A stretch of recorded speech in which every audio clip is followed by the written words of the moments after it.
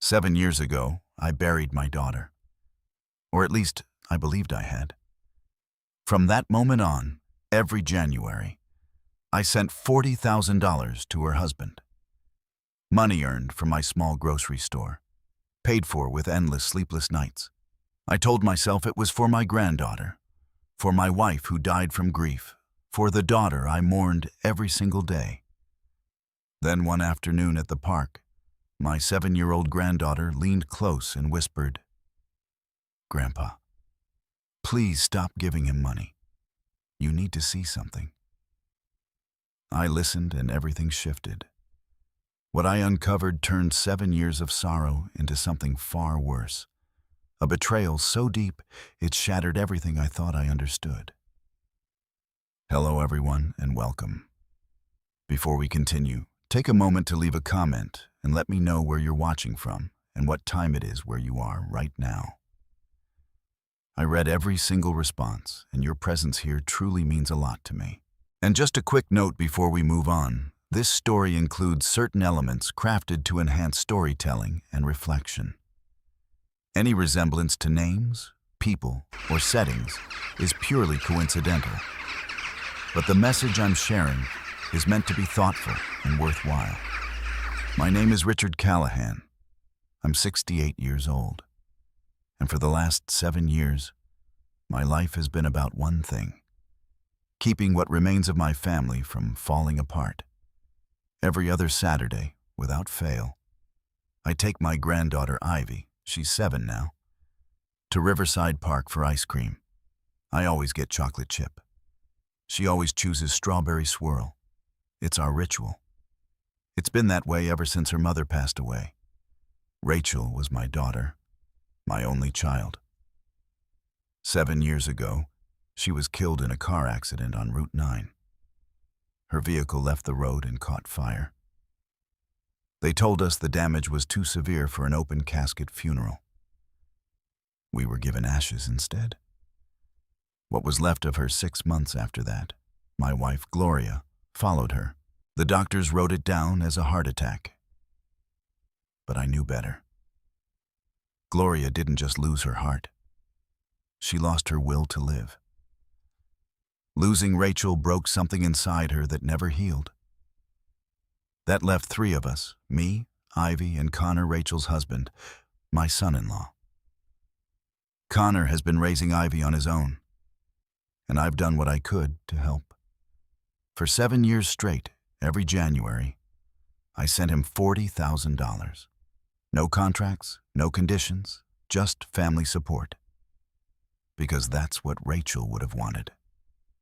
Because that's what a father does. That afternoon in September felt ordinary. Ivy sat next to me on our usual bench beneath the old oak tree, swinging her light-up sneakers and proudly telling me about her spelling test. She'd earned an A. I told her how proud I was. She smiled exactly like Rachel used to. And for a brief moment, the world felt steady again. Then her smile faded. "Grandpa," she whispered. She glanced toward the playground, then leaned in close, her voice barely audible. "Please stop sending the money." I stared at her. "What money?" "To Daddy." Her fingers tightened around my sleeve. There was something in her eyes I had never seen before. Fear. Real fear. "Please stop.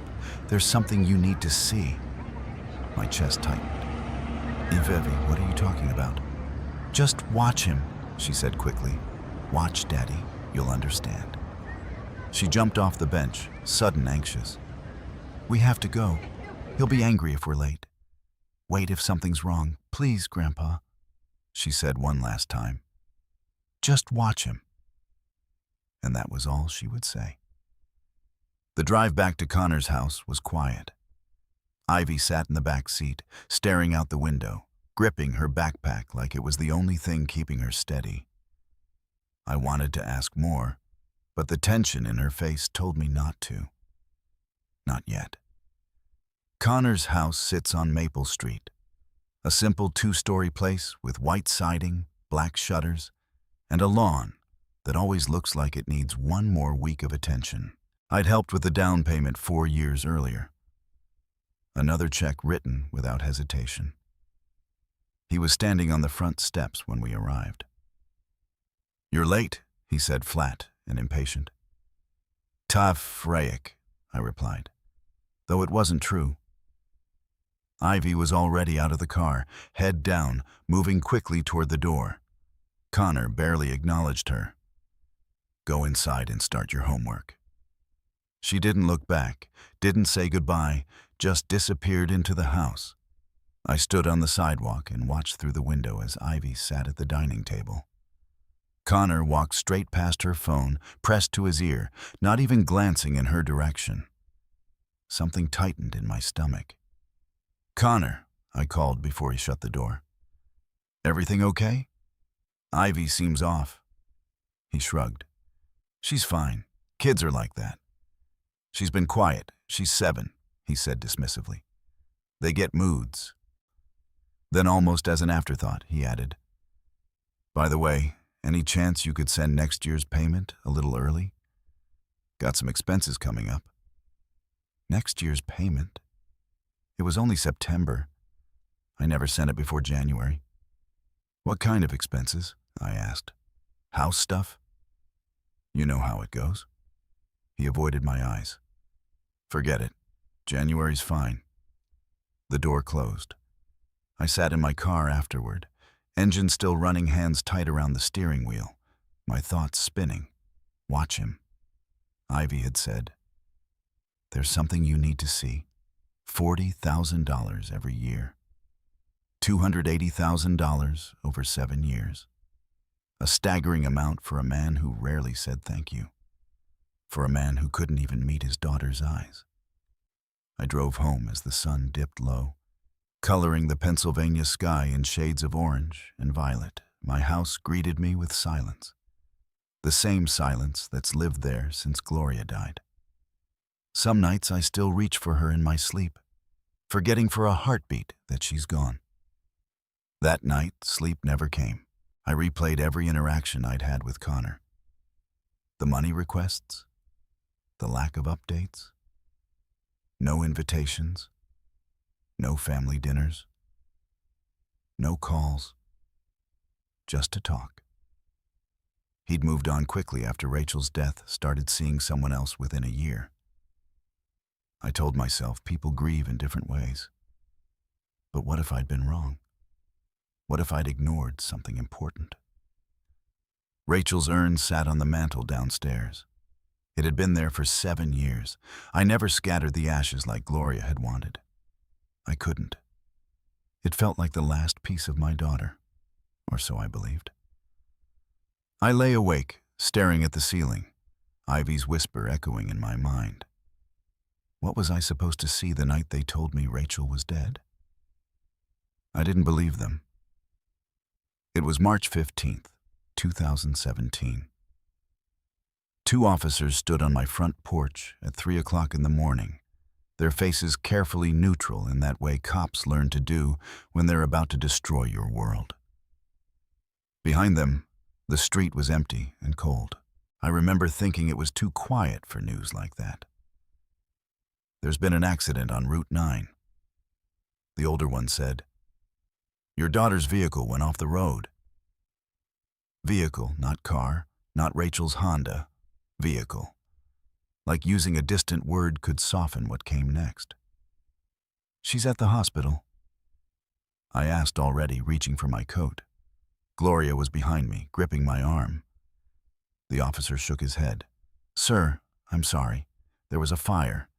Your son-in-law identified her from dental records." That's when Gloria's knees buckled. The details came in pieces over the following days. Rachel had been driving home late from a friend's house. Natalie Hughes, her best friend since college. The car had veered off Route 9 near mile marker 47, hit a tree and caught fire.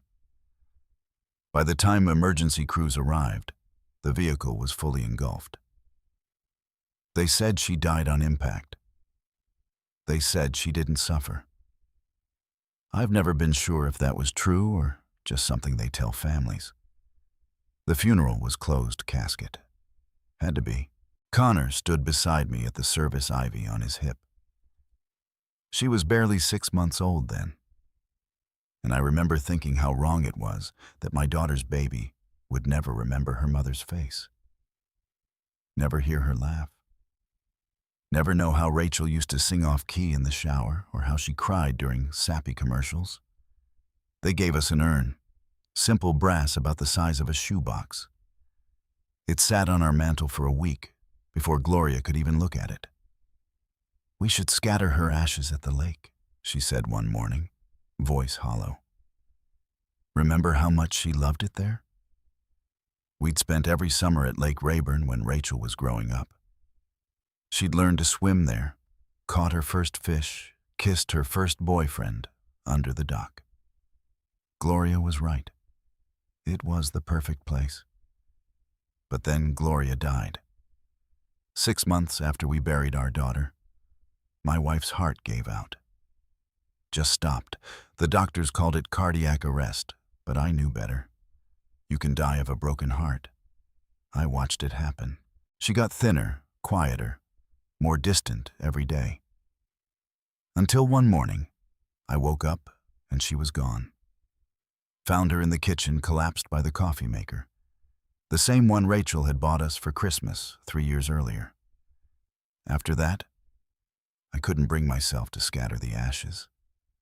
Couldn't let go of that urn. It felt like letting go of Rachel all over again. And I'd already lost too much. So it stayed on the mantel. Still does. 7 years now. Callahan Family Market kept me going. The store's been in my family for 35 years. My father started it back in 1989, and I took over when he retired. It's nothing fancy. Just a neighborhood grocery on the corner of 5th and Chestnut. The kind of place where people know your name and pay with crumpled bills from their jacket pockets. Mrs. Patterson buys her tea there every Tuesday. Old Joe Fletcher gets his lottery tickets every Friday. They all knew Rachel. They all came to the funeral. After Gloria died, the store became my anchor. I'd open at 6 every morning. Stock shelves, ring up customers close at 8. The routine kept me sane, kept me from thinking too much about the empty house waiting for me at the end of each day. And I kept my promise to Rachel. Before she died, she'd made me swear that if anything ever happened to her, I'd take care of Ivy. Make sure she had everything she needed. So, I did. $40,000 a year sent to Connor every January like clockwork. It wasn't about the money. It was about keeping my daughter's memory alive. About making sure Ivy had opportunities, stability, a future. Connor never said much about it. A quick thanks in a text message. Maybe no updates on how the money was being used. No invitations to see Ivy more than our every other Saturday ice cream trips. I told myself he was just private, that grief made people withdraw. But Ivy's words at the park kept circling back. Please stop sending money. There's something you need to see. I stood in front of Rachel's urn that night after driving home from Connor's house. Just stood there in my living room, staring at it in the dim light from the street lamp outside. 7 years I'd kept this thing. 7 years I'd honored it like it was sacred. What if something was wrong? What if Ivy knew something I didn't? I thought about the accident again, the details that never quite added up. How Rachel had been driving on Route 9, a road she knew by heart, and somehow lost control on a clear night. How the fire had been so intense there was nothing left to identify. How Connor had been the one to confirm it was her. I'd never questioned it. Why would I? Connor was her husband. He loved her. And I was drowning in my own grief, trying to keep Gloria alive, trying to keep myself from falling apart. But now, Standing there in the quiet house with Ivy's frightened voice echoing in my head, I started to wonder, what had I missed? What was I still missing? For 7 years, I'd kept my promise. I'd sent the money. I'd trusted Connor. I'd believed the story they told me about the accident and the fire and the urn full of ashes. But now Ivy's words made me wonder, what was I really paying for? I saw the woman who would change everything on a Tuesday morning. The days after Ivy's warning at the park had been restless. I went through the motions, opening the store at 6 stocking shelves, helping customers. But my thoughts kept circling back to her words. Watch him. There's something you need to see. I tried. I drove past Connor's house twice, parked down the street like a nervous fool, and watched. Nothing seemed out of place. Just a man leaving for work, coming home, living his life. Maybe I was imagining things. Maybe Ivy had been confused the way children sometimes are. That's what I told myself anyway. Tuesday mornings at Callahan Family Market are predictable. Mrs. Patterson comes in around 7 for her tea. Old Joe Fletcher arrives at 8 for lottery tickets and gum. By 9 o'clock, there's a brief rush of people grabbing coffee before work. I know their routines. They know mine. It's comfortable. The woman walked in at 9:15. I noticed her immediately because she wasn't a regular. Strangers happen, but something about her made me look twice. Mid-30s dark hair pulled into a ponytail, jeans, and an expensive-looking leather jacket. She moved with confidence, like she knew exactly where she was going. She went straight to the coffee aisle. I stood behind the register, sorting receipts, my hands stiff with arthritis. My knuckles ached, and I'd already dropped a roll of quarters that morning. Age had a way of slowing everything down. The woman placed a bag of ground coffee and a small jar of cinnamon on the counter. "That all for you?" I asked. "Yes." Her voice was clipped. Not rude, just distant. She handed me a 20 without looking up. "8.47's your change." She took it and turned to leave. That should have been the end of it. But as she passed me, something tugged at my memory. The way she moved, the shape of her face. Something familiar I couldn't place. "Ma'am?" I called. She stopped and glanced back. "Yes. Have we met before?" Her expression didn't change. "I don't think so. You just remind me of someone. I hear that a lot." She pushed through the door and left. I stood there staring after her, trying to remember who she reminded me of. The harder I tried, the further it slipped away. 20 minutes later, I stepped outside to bring in the sandwich board sign. That's when I saw her again. She stood across the street beside a silver sedan.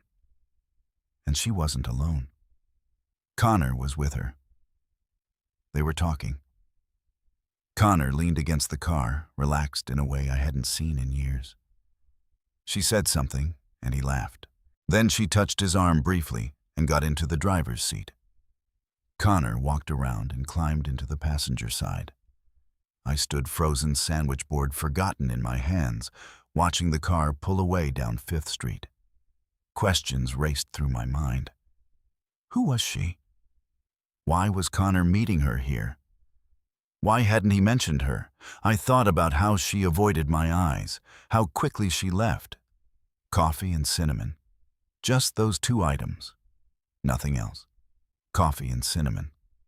The combination unsettled me, though I couldn't explain why. I brought the sign inside, locked the door, and stood alone in the quiet store. The lights hummed. Cars passed outside. Everything looked normal, but nothing felt right. Ivy's voice echoed again. Watch him. I had watched, and now I had seen something, but I didn't understand it yet. Connor had never mentioned a woman, After Rachel died, he'd said he dated a little nothing serious. He never introduced anyone to Ivy or me. So, who was this woman and why now? I pulled out my phone and stared at it. Roger Stevens had been my friend for 40 years. We met when his kids went to school with Rachel. He'd been a detective for 30 years before retiring. He knew how to read situations, how to find answers when things didn't add up. I hadn't wanted to bother him, hadn't wanted to admit I might be chasing shadows because of something a child said. But now there was a woman I couldn't place.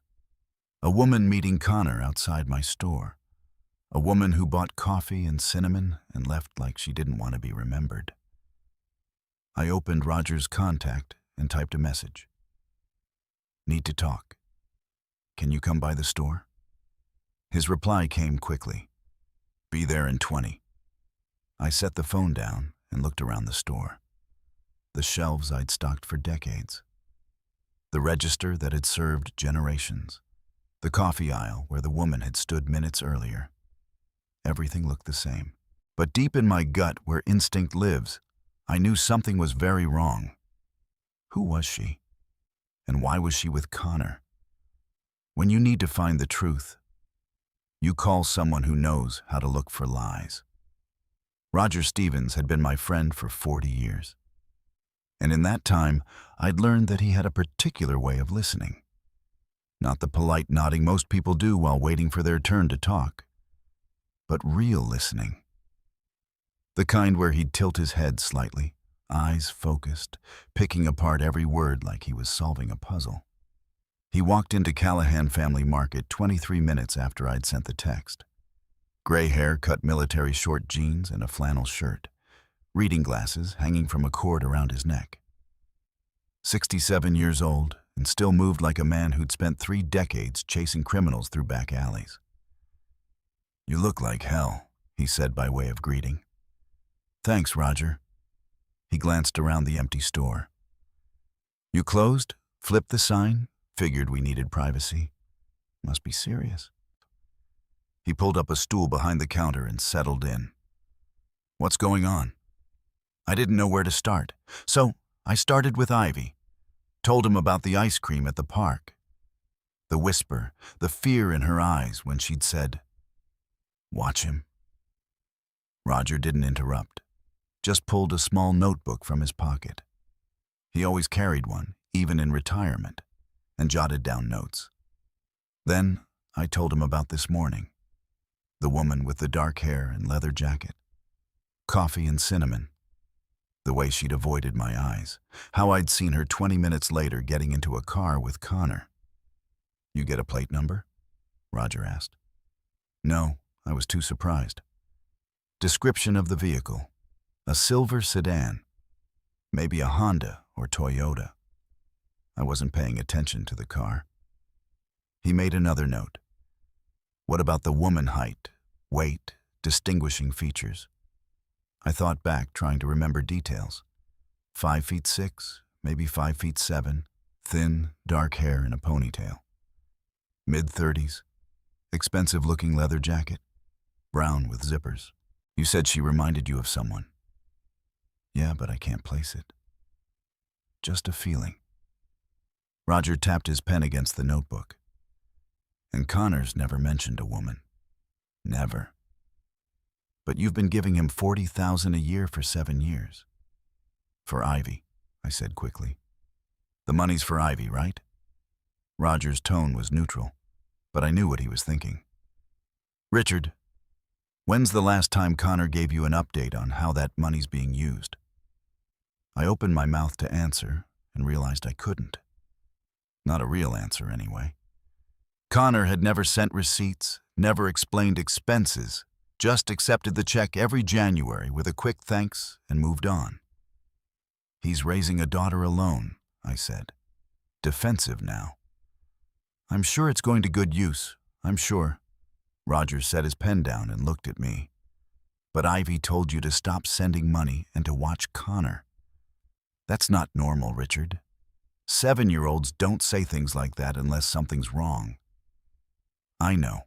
So, what do you want me to do? That was the question, wasn't it? I'd called Roger because some part of me knew I needed help. But saying it out loud felt like crossing a line I couldn't uncross. I need to know what's going on, I said finally. I need to know if Ivy's safe. If Connor's, I don't know, doing something he shouldn't be. Roger leaned back on the stool, arms crossed. You want surveillance? Is that legal? On a public street, watching someone's comings and goings from outside their property? He shrugged. Not illegal. Not particularly ethical if you're doing it to a family member, but not illegal. The word family hit harder than it should have. Connor wasn't blood, but he was Rachel's husband, Ivy's father. For 7 years, I'd sent him money because that's what family did. Now I was talking about spying on him like he was a suspect. I don't want to betray his trust, I said quietly. Then don't. Roger's voice was firm. Go home. Forget about the woman. Forget about Ivy's warning. Tell yourself everything's fine and keep writing those checks. I looked up sharply. You think I should ignore this? No. He met my eyes. I think you need to decide what matters more, Connor's trust or Ivy's safety. The words hung in the air between us. She's 7 years old, Roger continued. She came to you scared enough to whisper a warning in a park. She told you to stop sending money and to watch her father. Kids that age don't make things up, Richard. They don't have the imagination for it. If Ivy's worried, there's a reason. I thought about Ivy's face at the park, the way she'd gripped my sleeve, the fear in her eyes. What do we do? I asked. Roger picked up his pen again. We start simple. I've still got some equipment from my detective days cameras, recording devices, all legal for private investigation purposes. We set up outside Connor's house. Watch who comes and goes. See if the mystery woman shows up again. Track his routine. Look for patterns. For how long? As long as it takes. He flipped to a fresh page in his notebook. Could be a few days. Could be a couple weeks. Depends on what we find. And if we find nothing, then you'll know Ivy was confused and you can sleep better at night. Roger looked at me over his reading glasses. But I've been doing this a long time, Richard. And my gut says we're going to find something. Mine did too. That was the problem. When do we start? I asked. Tomorrow morning, I'll bring the equipment. We'll park down the street from Connor's place. See what happens. He stood, tucking the notebook back into his pocket. Get some rest tonight. Once we start this, you need to be ready for whatever we find. I nodded, but I knew I wouldn't rest. Hadn't really rested since Ivy's whisper at the park. Roger headed for the door, then paused with his hand on the frame. Richard, you're doing the right thing. Protecting a kid always is, even if it means going behind Connor's back, especially then. He pushed the door open, and the little bell above it chimed, See you tomorrow, 6 a.m. The door closed behind him, and I was alone in the store again. I stood there for a long moment, looking at the coffee aisle where the woman had stood that morning. At the register where she'd paid in cash. At the front window where I'd watched her drive away with Connor. Tomorrow we'd start watching, start looking for answers, and I'd cross a line I'd never imagined crossing. As I drove home, I felt like I was crossing a line, but I had to know. For Ivy, money tells a story. I just had to read it. Before we started watching Connor, I needed to look at my own records. That evening, I spread 7 years of bank statements across my kitchen table. The house was quiet, except for the hum of the refrigerator and the occasional creak of old wood settling. I'd made coffee strong black, the way Gloria used to make it when we'd sit up late doing taxes or planning Rachel's college fund. The mug sat untouched beside me as I worked steam rising into the dim light above the table. January 2018, $40,000 wired to Connor Wallace. The memo line read, "Family support." January 2019. Same amount, same memo. I went through every year. 2020, 2021, 2022, 2023, 2024, $40,000 every single time, like clockwork, $280,000 total. I'd known the amount. Obviously, I wrote the checks, authorized the transfers. But seeing it laid out like this 7 years in a row, 7 identical transactions, made it real in a way it hadn't been before.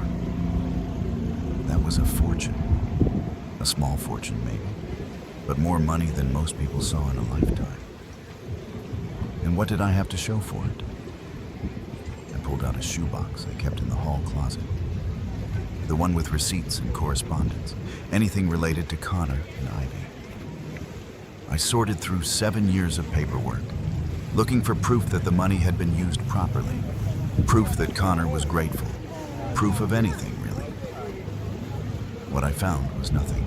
No thank you notes, no updates on Ivy's education or activities, no pictures of school events or birthday parties, not a single piece of paper showing how the money had been spent or why it was needed. The only communications I had were text messages, and they were brief, almost cold. In January 2019, he'd written, "Got the transfer, thanks." The next year, "Just received, appreciated." By 2021, it was down to "transfer came through." Not even a full sentence most years, just acknowledgement that he'd taken the money and moved on. I pulled up my phone and scrolled back through our text history. Hundreds of messages over 7 years, and almost all of them were initiated by me. I'd ask how Ivy was doing in school. Could I take her to the park this weekend? Did she need winter clothes? I could pick some up. Connor's responses were always short. "She's fine." "Sure, we're good." Never details. Never stories about what Ivy was learning or who her friends were. Never invitations to come over for dinner or join them for anything. Just the bare minimum required to keep me from asking more questions.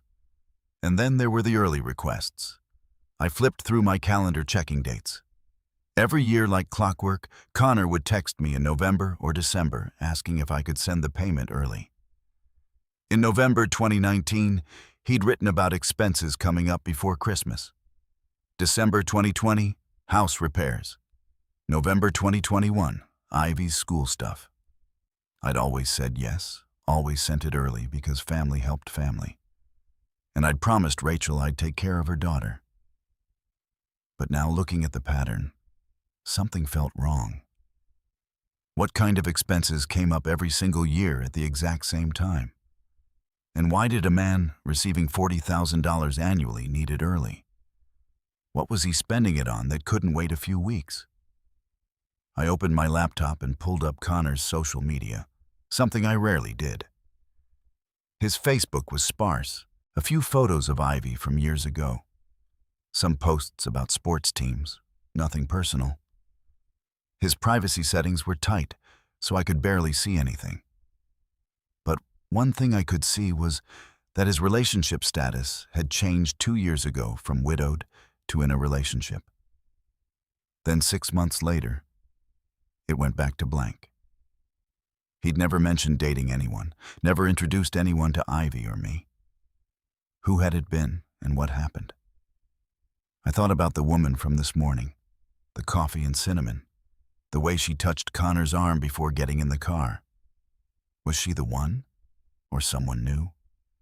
I pulled out a legal pad and started making notes, not because I knew what I was looking for, but because Roger had taught me once that patterns emerged when you wrote things down. I wrote down everything I could think of. Connor asking for money early every November or December, never providing updates or receipts, minimal communication, no family involvement. The relationship status changed from 2 years ago. The mystery woman today. Then I wrote down my questions. Where was the $280,000 going? Who was the woman? Why did Ivy want me to stop sending money? What was Ivy be afraid of? I set the pen down and looked at the pile of bank statements. 7 years of faith, 7 years of trust, 7 years of believing Connor was doing right by my granddaughter because I couldn't imagine a father doing anything else. But what if I'd been wrong? I got up and walked to the living room where Rachel's urn still sat on the mantel. Beside it was a framed photo of Rachel, Gloria, and me at Lake Rayburn the summer before the accident. Rachel was laughing, head thrown back, Gloria's arm around her shoulders. Both of them looked so alive. "I'm trying, Rachel," I said to the photo. "I'm trying to do right by Ivy. I just don't know if I've been doing it the right way." The house was silent. I picked up another photo from the bookshelf, this one of Ivy from last year. She was sitting on the front steps of Connor's house, arms wrapped around her knees, not quite smiling. I'd taken it during one of my visits. At the time, I'd thought she looked thoughtful. Now, I wondered if she'd looked sad. How long had she been trying to tell me something was wrong? I gathered all the bank statements and organized them by year. Added the screenshots of our text messages, the information about his social media, the notes I'd just written, everything Roger might need to understand what we were dealing with. I put it all in a folder and set it by the front door so I wouldn't forget it in the morning. $280,000. That number kept echoing in my head, not because it was money I couldn't afford to give.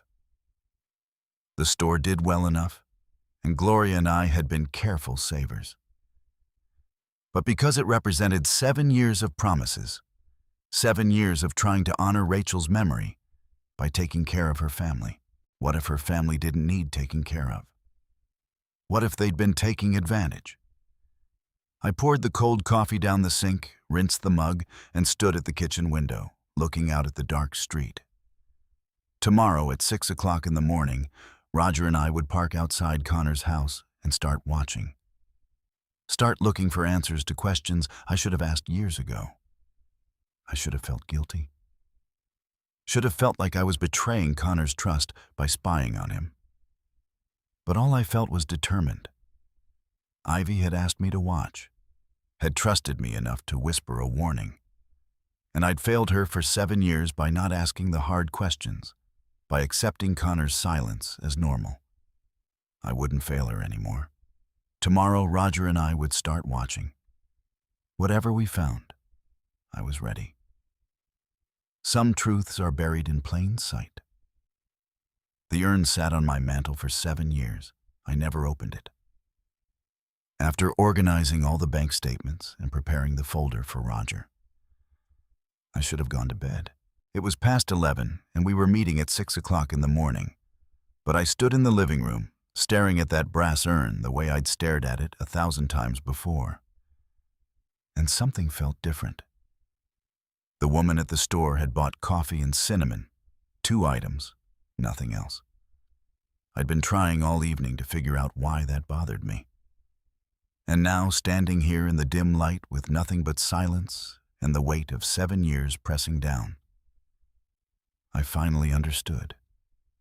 Coffee and cinnamon. My eyes moved from the urn to the framed photo beside it. Rachel, Gloria, and me at Lake Rayburn. All of us smiling, all of us believing we had more time. "I'm sorry," I whispered to Gloria's image. "I should have looked sooner." I'd avoided the urn for 7 years. Told myself it was because I couldn't let go. Because opening it meant accepting that Rachel was really gone. But maybe the truth was simpler. Maybe some part of me had known even then that something was wrong. I lifted the urn from the mantel. It was heavier than I remembered, about the size of a shoebox, cold brass against my palms. The lid was sealed with a simple threaded cap, the kind you could unscrew with your hands. For a long moment, I just held it. Thought about Gloria standing in this exact spot 7 years ago, crying so hard she couldn't breathe. Thought about the funeral, the closed casket, Connor's face carefully neutral as he accepted condolences. Thought about Ivy, 6 months old and oblivious, sleeping through her mother's memorial service. I carried the urn to the kitchen table and set it down under the overhead light. My hands shook as I gripped the lid. "Forgive me, Rachel," I said, and twisted. The lid came off easily. Too easily, like it had been opened before. Inside was a clear plastic bag tied at the top with a twist tie. Through the plastic I could see dark powder, almost black in the harsh kitchen light. It looked like ash, looked exactly like what you'd expect cremated remains to look like. I untied the bag and peered inside. The powder was coarse, not fine, grainy. I reached in and let some run through my fingers. It felt wrong, too rough, too textured. Then I smelled it. Coffee. Not the faint burnt smell of cremated remains, not the sterile nothing of ash, but coffee. Rich, dark, unmistakable. My stomach turned. I brought the bag closer, inhaling deeper. Yes, definitely coffee. And something else underneath it. Something sweet and spicy. Cinnamon. The kitchen tilted. I gripped the edge of the table to steady myself. No. This couldn't be right. This was Rachel. This was my daughter. They'd told me it was her. Connor had identified her. The funeral home had handled everything. I dumped the contents of the bag onto the table. Brown powder spilled out in a heap. Coffee grounds darker in some spots, lighter in others.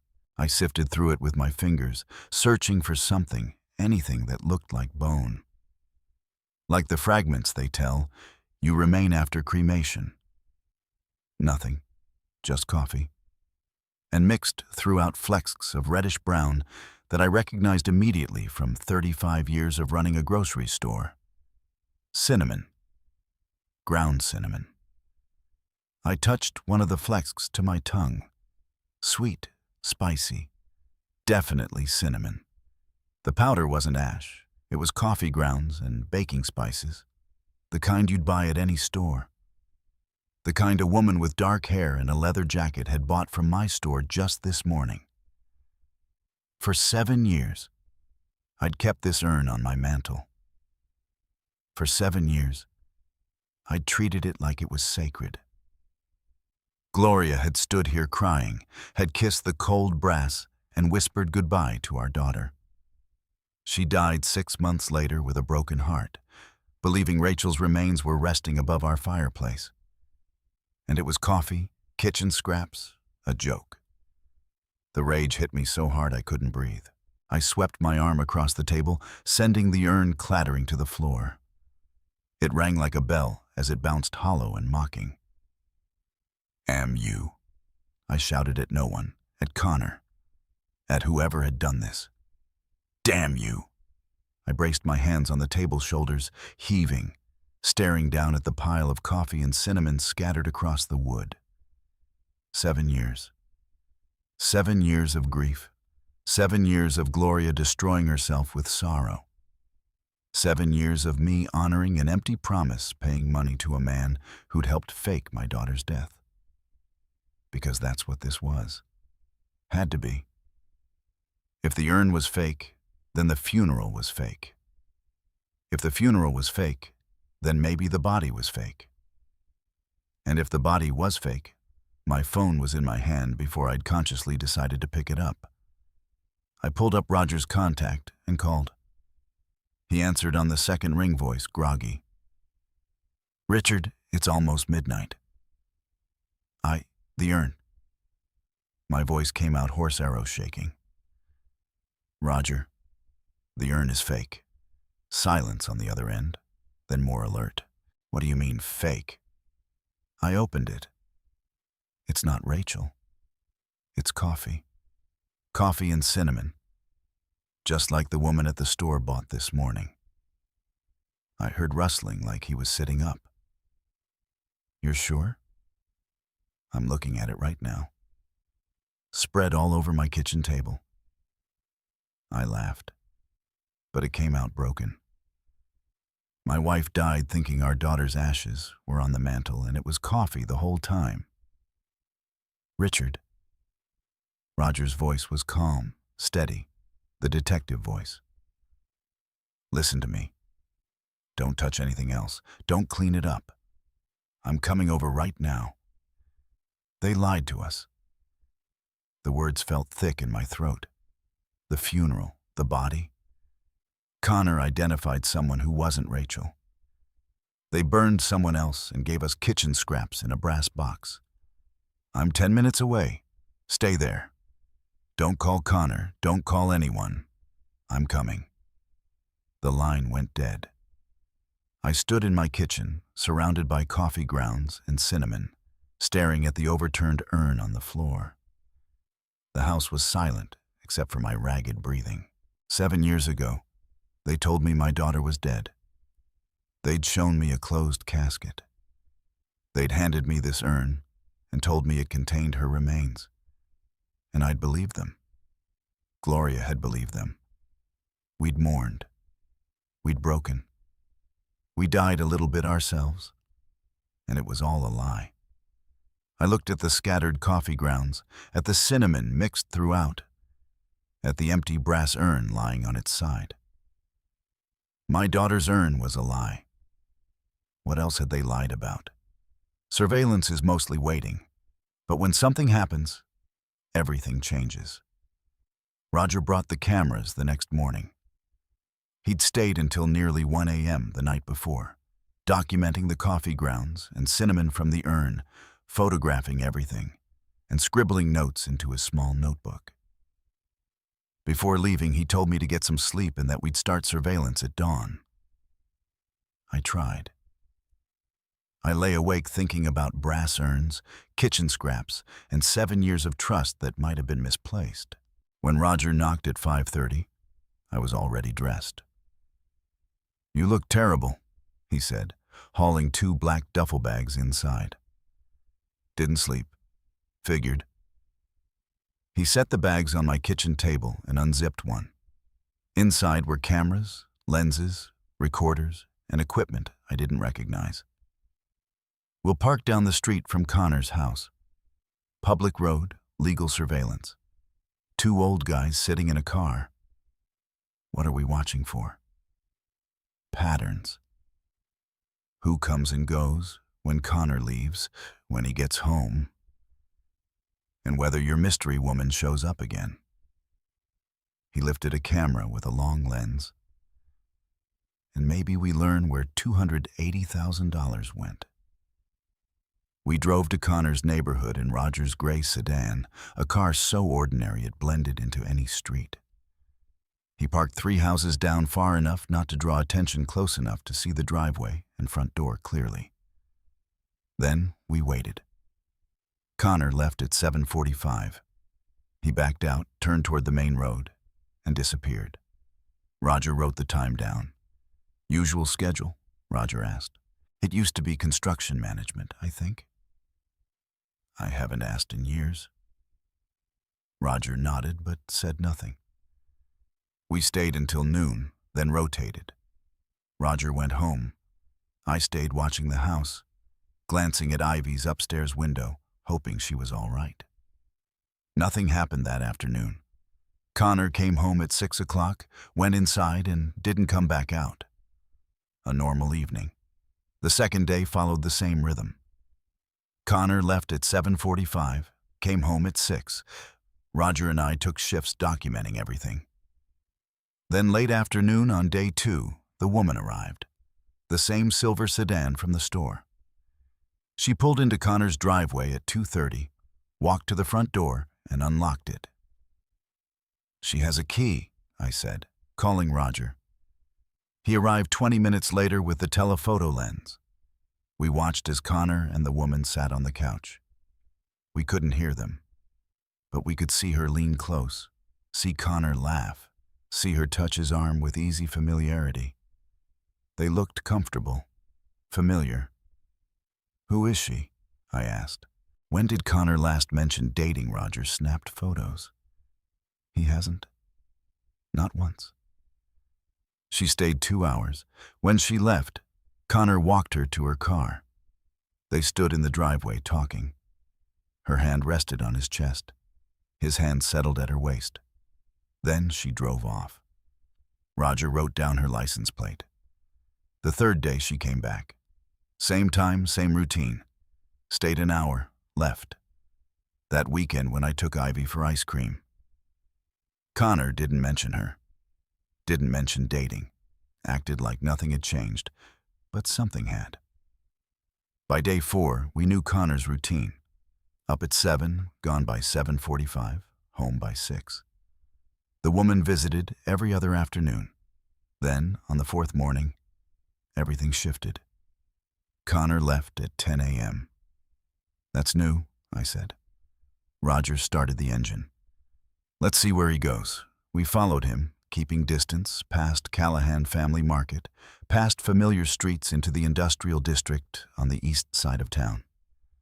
Warehouses, loading docks, semi-trucks. Connor turned onto East Industrial Avenue and pulled into a worn parking lot, a large brick warehouse. Building 447, narrow windows, few cars. He parked near a side entrance and went inside. Roger stopped across the street behind a delivery truck. "What is this place?" I asked. Roger searched on his phone. Warehouse owned by a holding company, used for storage or light manufacturing. Why would Connor be here? That's what we need to learn. We waited. 45 minutes passed before Connor came out, got in his car, and drove away. We stayed. "What do you think he's doing in there?" I asked. Roger tapped his notebook. Could be storage, a side operation, meetings with her, maybe. He wrote down the address. We come back. "Watch this place like his house." I stared at the building. Tall, sealed windows. Quiet, empty looking.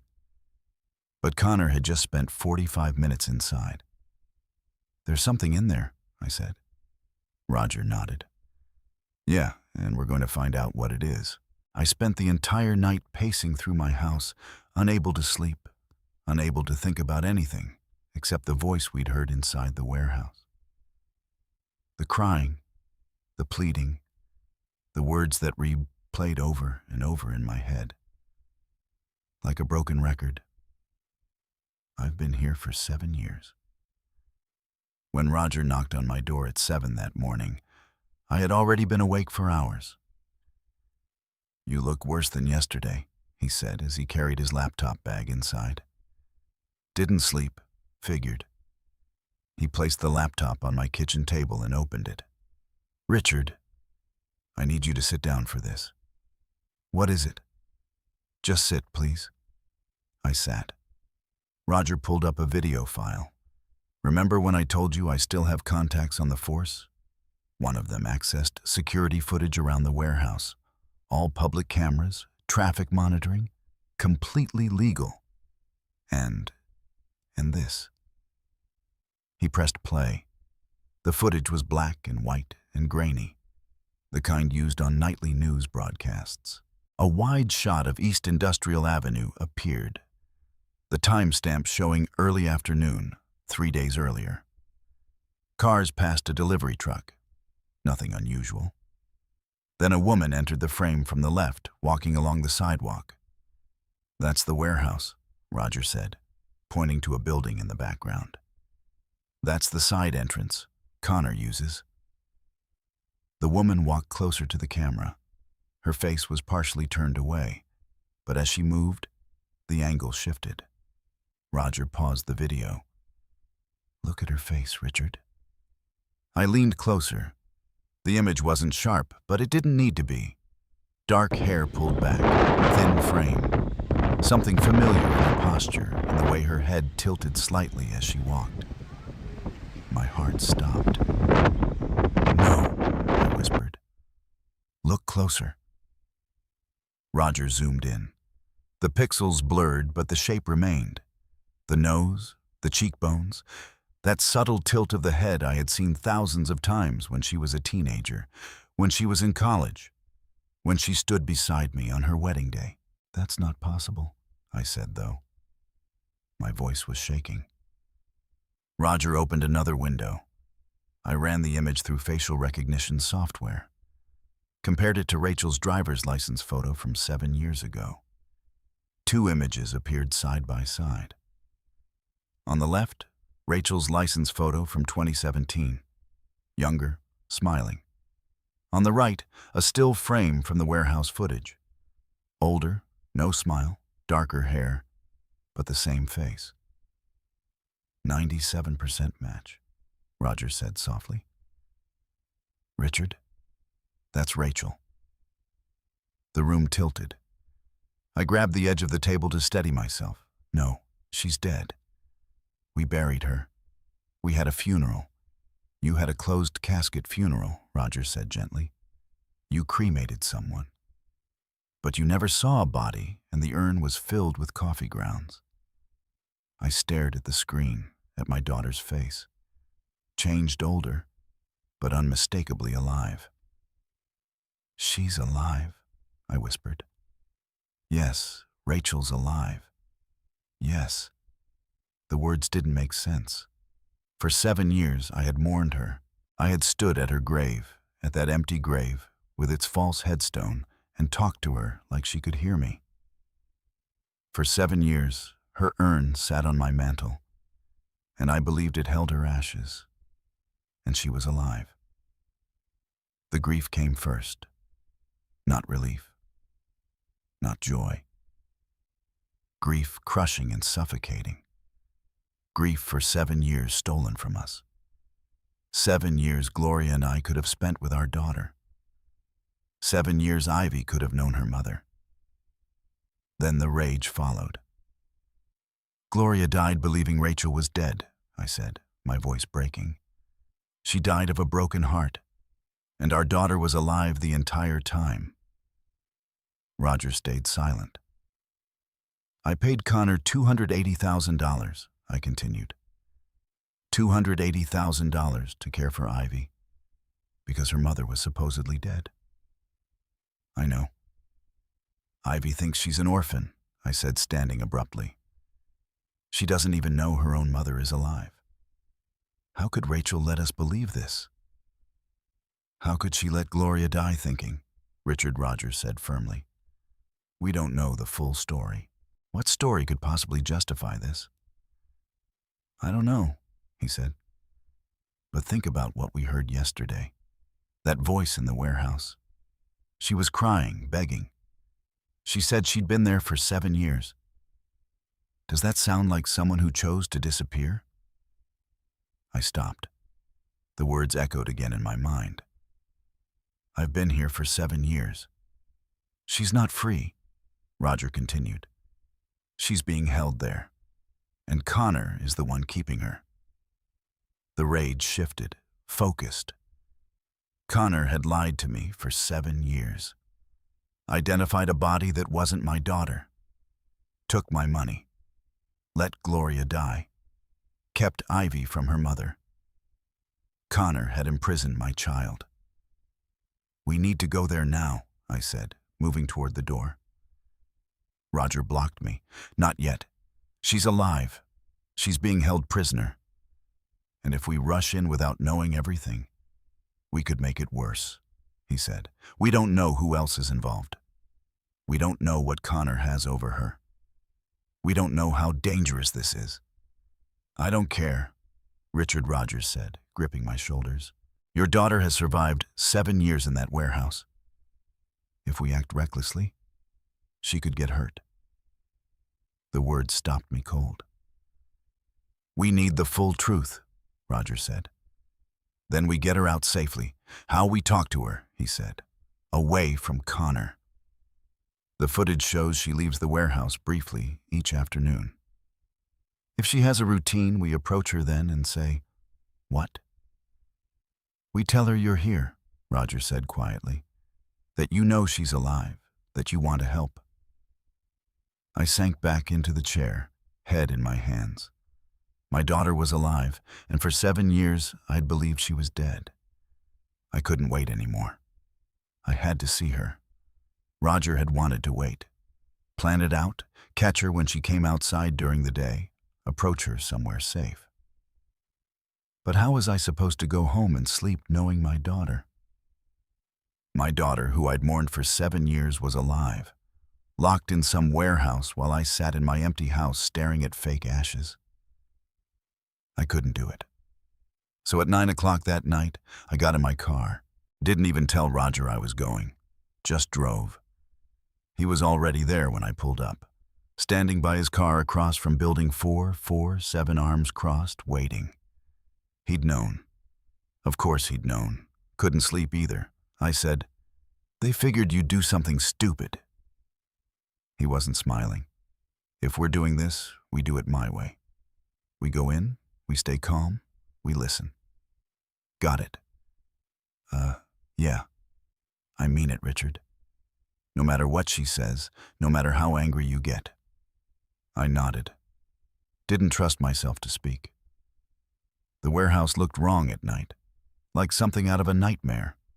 One light in an upper window. Everything else dark. We crossed the street. The side door Connor always used. Roger tried the handle. Unlocked. He looked at me. Private investigation. Reasonable cause. Someone's in danger. I know. No, just making sure we're clear. He pushed the door open. Inside was bigger than I expected. Colder. The kind of cold that seeps into your bones. High ceilings. Shadows everywhere. Shelves stacked with God knows what. But in the back corner, past all the industrial debris, someone had tried to make a home. A twin bed. Blankets that had seen better days. A card table with a hot plate. Instant coffee plastic spoons. Clothes on wire hangers strung between 2 posts. One folding chair. One battery lamp throwing weak yellow light across concrete floors. And photos taped to the wall above the bed. Ivy. All of them. Every school picture I'd sent Connor over the years. Every birthday photo. That one from the park last summer where she'd lost her front tooth. They were here on this wall in this warehouse. He'd been showing them to Rachel. She was sitting on the bed staring at those photos like they were the only thing keeping her alive. When the door creaked, she looked up. 7 years. 7 years since I'd seen that face. She looked God. She looked so different. Thinner, way too thin, hair darker, longer pulled back in a messy ponytail. Dark circles under her eyes, like she hadn't slept in weeks, maybe months. And something else. Something in the way she held herself like she was always ready to run. Dad? Just that one word. Barely a whisper. And I lost it. How could you?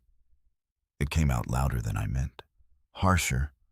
She flinched back against the wall. How could you do this to us? I can explain. Explain. I took a step toward her. She pressed harder against the wall. Your mother died, Rachel. Your mother. She died thinking you were gone. Dad, please. She cried every single day for 6 months. Do you understand that? 6 months of watching her waste away. And I couldn't, my voice cracked. I couldn't help her because our daughter was dead. Except you weren't dead. You were here. You were here the whole time. The words were coming out wrong. Too angry, too loud, but I couldn't stop them. Gloria died believing you burned to death in that car. She died of a broken heart. And you? You just let her. You let her die thinking, I didn't want that. Rachel was crying now. Full-on crying, sliding down the wall until she hit the floor. I never wanted any of this. Then why? I was almost shouting, why did you do it? Why did you let us have a funeral for a stranger? Why did you let me pay Connor $280,000 to raise your daughter while you hid in a warehouse? She was sobbing so hard she couldn't speak. Just sitting there on the concrete floor, arms wrapped around her knees, shaking. Roger stepped between us, physically stepped between us. Richard, stop! She needs to explain, and she will. But you need to calm down. Calm down. My daughter's been lying to me for 7 years. A Richard? Roger's voice cut through everything. Look at her. I stopped, looked, really looked this time. She wasn't just thin. She was gaunt, cheekbones too sharp, wrists too small. Her clothes, a faded t-shirt and jeans that didn't fit, hung off her like she'd been wearing them for years. Her hair was dull, lifeless. And those scars on her arms, small white lines, some old, some newer. This wasn't someone who'd run away to start a new life in paradise. This was someone barely surviving. Rachel, Roger said quietly. He crouched down, not getting too close. We're not here to hurt you. We're here because we want to help. Can you look at me? She raised her head, eyes red and swollen and terrified. We need to understand what happened, Roger continued. Can you tell us that? She looked at him, then at me, then at the photos of Ivy on the wall. If I tell you, her voice was so small. If I tell you, you'll hate me. I don't hate you, I said. And weirdly, I meant it. I was furious, devastated, confused as hell. But looking at her sitting there on that floor in that warehouse, surrounded by photos of the daughter she'd never met, I couldn't hate her. I just need to know why.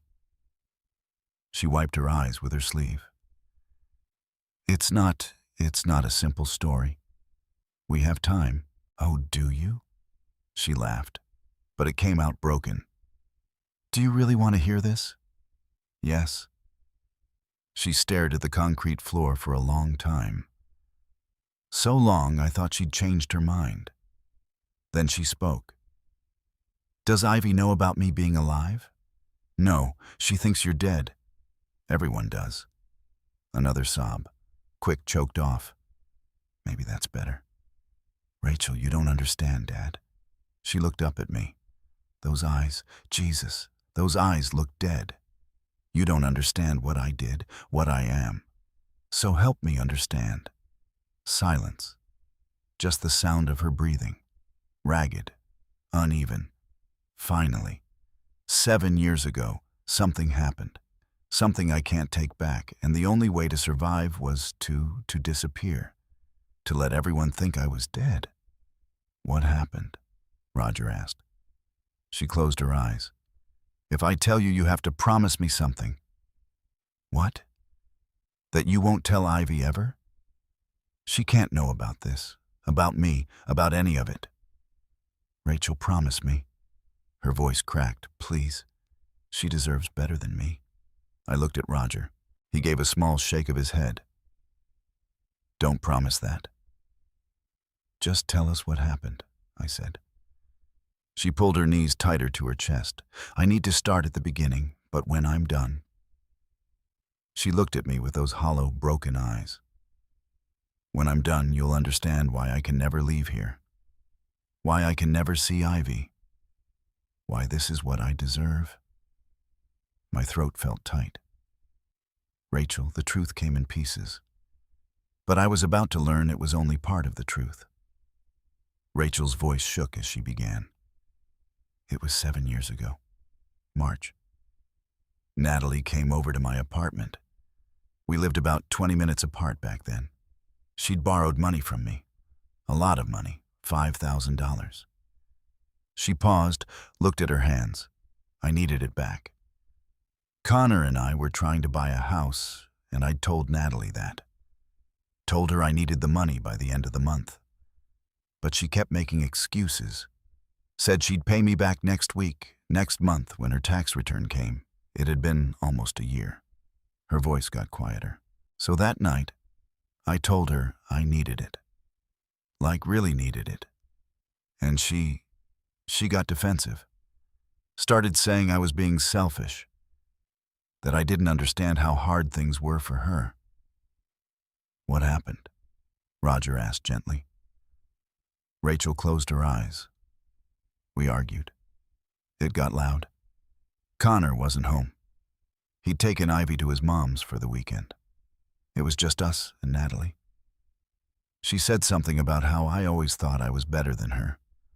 Always had everything figured out. And she stopped, swallowed hard. I told her she was irresponsible, that maybe if she stopped spending money on stupid things, she could pay me back.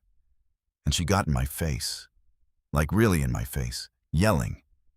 And I pushed her. The warehouse was completely silent. I just pushed her, not hard, just to get her away from me. But she stumbled backward, and Rachel's voice cracked. She hit the coffee table, the corner of it, right here. Tutti. She touched the side of her head just above her temple. There was this sound, this awful sound. And she fell. Just collapsed. Tears were streaming down her face now. She was hurt. Really hurt. There was so much on the carpet, on the table, on my hands. And Natalie, she wasn't moving. She wasn't responding. I tried to. I checked, but I couldn't feel anything. And I didn't know what to do. She was hyperventilating. Roger moved closer, but didn't touch her. Sean, breathe, Rachel. Just breathe. She gulped air, nodded, kept going. I panicked. I called Connor. He came home right away, and when he walked in and saw Natalie on the floor, he just stared for a minute. Then he checked her, put his fingers on her neck, and he looked at me and said, "She's gone." My stomach turned. I couldn't stop crying, couldn't think. Connor kept saying we had to stay calm, had to figure this out. He said it was self-defense, that I'd just been protecting myself. But he said she looked at me. He said even if it was an accident, even if it was self-defense, I'd probably still go to prison. That Natalie's family would push for charges. That I'd lose everything. Lose you, lose Mom, lose Ivy. So, he suggested faking your death, Roger said. Rachel nodded. He said it was the only way, that if I disappeared, if everyone thought I was gone, no one would connect me to what happened with Natalie. He said he'd take care of everything. The situation, the evidence, all of it. I just had to trust him. And you did. What choice did I have? Her voice rose desperate. My best friend I was responsible for what happened. I was terrified, and Connor was so calm, so sure. He said he knew someone who could help, someone who worked at the morgue. I felt sick. Gary, I don't know his name. Connor never told me, but yeah, someone at the morgue. Connor said he could help us with the situation. Someone who had passed without family, someone no one would miss. She shuddered. It sounds so horrible saying it out loud. What happened to Natalie? Roger asked.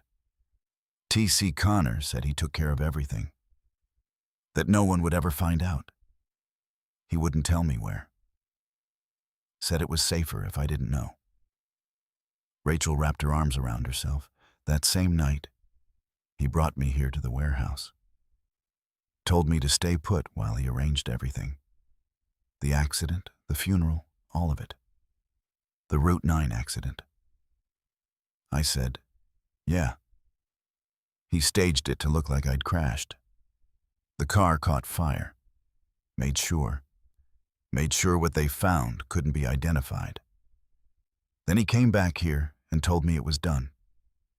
Everyone thought I was gone. And now I had to stay hidden until it was safe. Safe from what Roger asked. From the police. From Natalie's family. Rachel's voice was hollow. Connor said they'd figure it out eventually, that someone would notice Natalie was missing, that they'd start asking questions. He said if I stayed hidden, if I just waited it out, eventually people would forget, move on. So for 7 years, she laughed bitterly. It was supposed to be temporary, a few months, maybe a year. But every time I asked when I could leave, Connor said it wasn't safe yet, that the police were still looking, that Natalie's family hired a private investigator, that people were asking questions about me.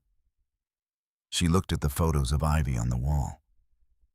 He said it was better this way, that Ivy was safer not knowing me, that if I came back, if anyone found out what happened, Ivy would suffer for it.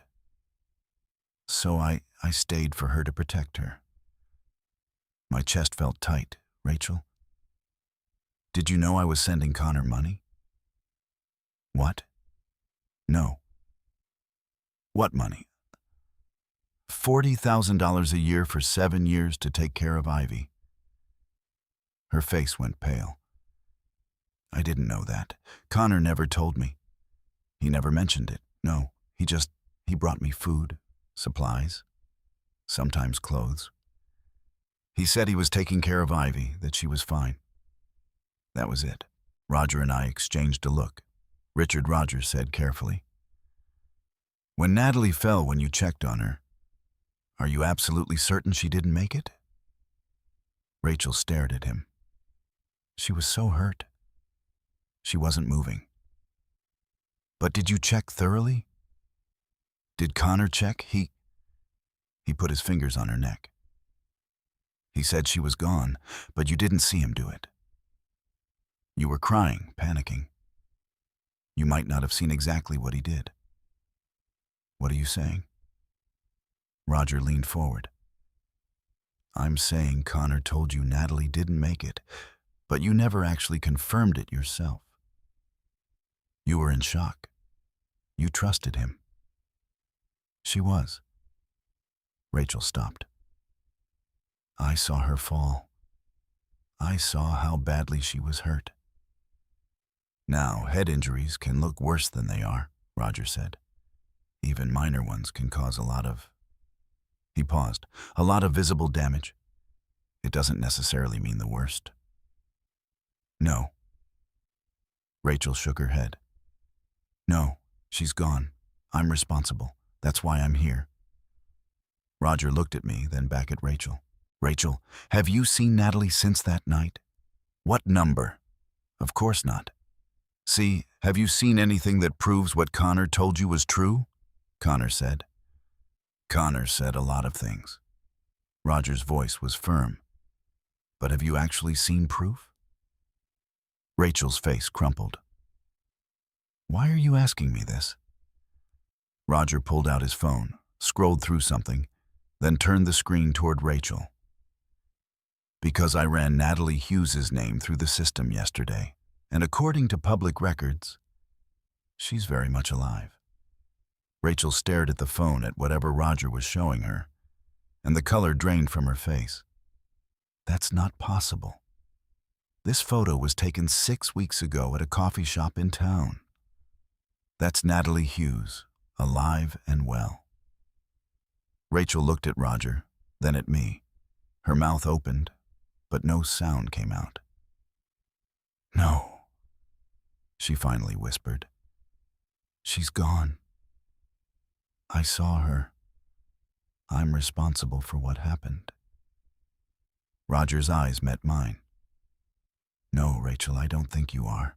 The truth wasn't just different from what I thought. It was the opposite." Roger pulled out his phone and showed Rachel a photo.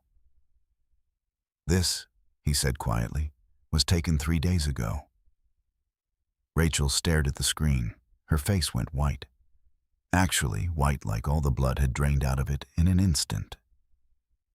That's not possible." "That's Natalie Hughes," Roger said. "At Corner Brew, the coffee shop on Main Street 3 days ago. Very much alive." Rachel's hands were shaking. "No, No, I saw her. She fell. She was hurt. Connor said Connor lied. The words hung there. I looked at the photo. A woman, dark hair, mid-30s, sitting at a table with a coffee cup, smiling at something off camera. She looked healthy, happy, alive. I don't understand, Rachel whispered. Roger sat down on the folding chair, phone still in hand. Rachel, I need you to think very carefully about that night. The fight with Natalie when she fell. What exactly did you see? I pushed her. She stumbled, hit the table. Rachel's voice was mechanical, like she'd told this story so many times. It had become a script. She was hurt on the carpet, on the table. She wasn't moving. Did you check on her yourself?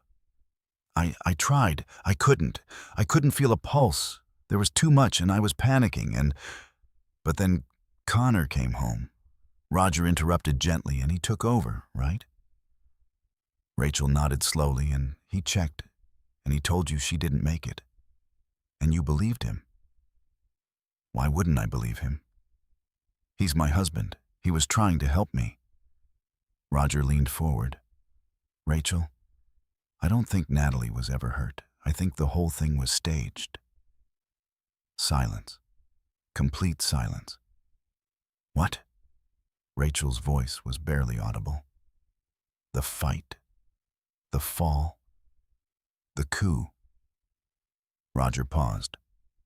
The scene. I think Connor and Natalie set it up. Fake scenario designed to make you believe you'd done something terrible. That's insane. How is it? Roger pulled up another photo. This is Connor and Natalie 2 years ago at a restaurant in Wilmington. He swiped another photo. This is them last year. Same restaurant.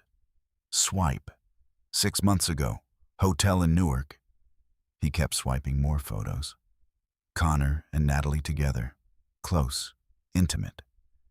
They've been seeing each other for years. Rachel, long before that night in your apartment.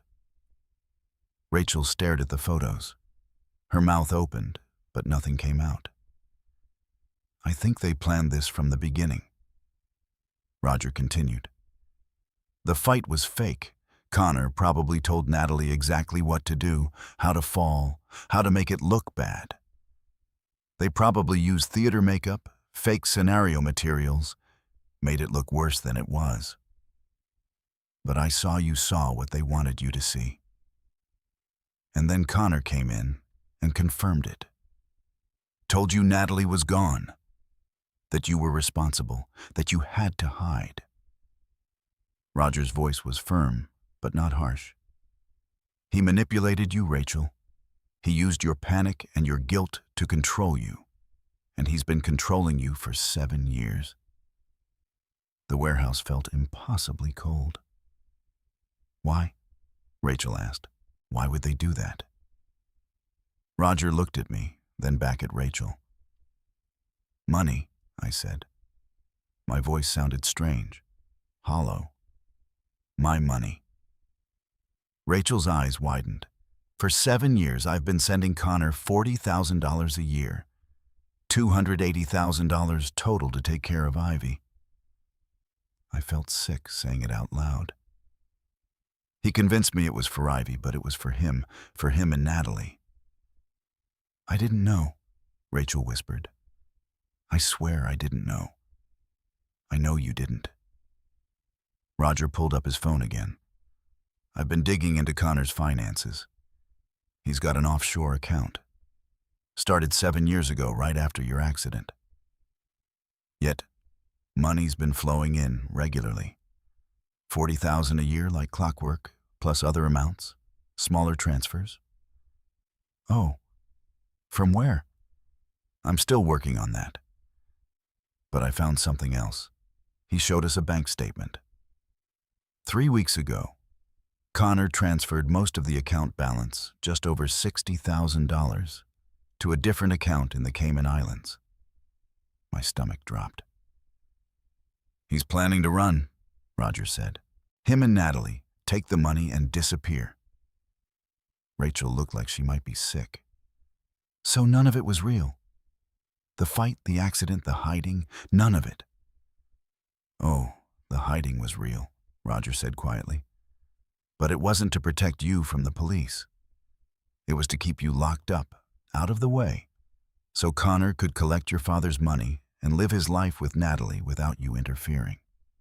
7 years.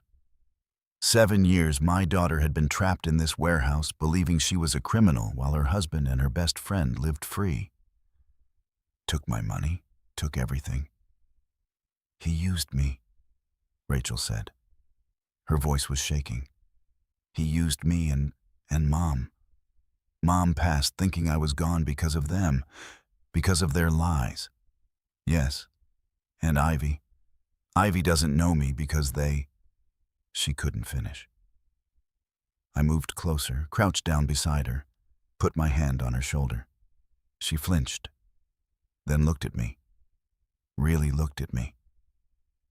Dad, I'm so sorry. I should have known. I should have checked. I should have. You were manipulated, I said. My throat felt tight. This isn't your fault, Rachel. None of this is your fault. You were a victim. You still are. But Mom would want you to live. The words came out fiercer than I intended. She would want you to be free, and she would want us to make this right. Rachel's face crumpled. She started crying. Not the panicked sobbing from before, but something deeper. Grief. Relief. 7 years of pain pouring out. I pulled her into a hug. My daughter alive. Broken, but alive. Roger gave us a minute, then he cleared his throat. Richard, Rachel, I know this is a lot, but we need to act fast. If Connor's planning to run, we don't have much time. I pulled back, looked at Roger. What do we do? We need evidence. Real evidence. The kind that'll hold up in court. Roger stood. Financial records help, but we need more. We need Connor and Natalie to confess on record. How do we do that? Roger looked at both of us. We set a trap. We make them think they've won, that they're safe, and then we get them to admit everything. Rachel wiped her eyes. How you, Roger said, looking at her. You're the key. Connor thinks you're completely under his control. Thinks you believe everything he's told you. We use that. You want me to talk to him? I want you to wear a wire. Confront him. Get him talking. And once he starts, once he thinks you're still too scared to do anything about it, he'll tell you the truth. Rachel looked terrified. But then something changed in her face. A hardness I hadn't seen before. He kept me here for 7 years, she said quietly. He let me believe I'd hurt someone. He let Mom. She stopped, swallowed. He let your mom pass thinking I was gone. He used Ivy. He used you. She looked at Roger. What do I need to do? Roger looked at both of us. If we're going to take them down, we need them to confess. And I have an idea. Every good trap needs bait. We had the perfect bait. The truth. We met at Roger's house the next morning to plan. I hadn't slept again. Spent the whole night thinking about Rachel in that warehouse. About Connor and Natalie living free while my daughter rotted in prison. About Gloria, about Ivy. About 7 years of lies. Roger's house was small but organized. Retired detective. Organized. Papers stacked neatly.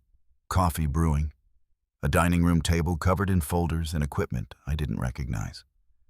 Rachel sat across from me, looking small and exhausted. She'd stayed at my house last night. First time in 7 years she'd slept in an actual bed. I'd heard her crying through the wall around 3 a.m. Didn't know what to say, so I just let her be. Roger sat down 3 mugs of coffee and opened his laptop. Okay, Here's what we need. He pulled up a document. Connor and Natalie have to confess on record. Admissible in court. That means we need audio. Clear audio, no ambiguity. How? I asked. More wire. We put a recording device on Rachel. She goes back to the warehouse.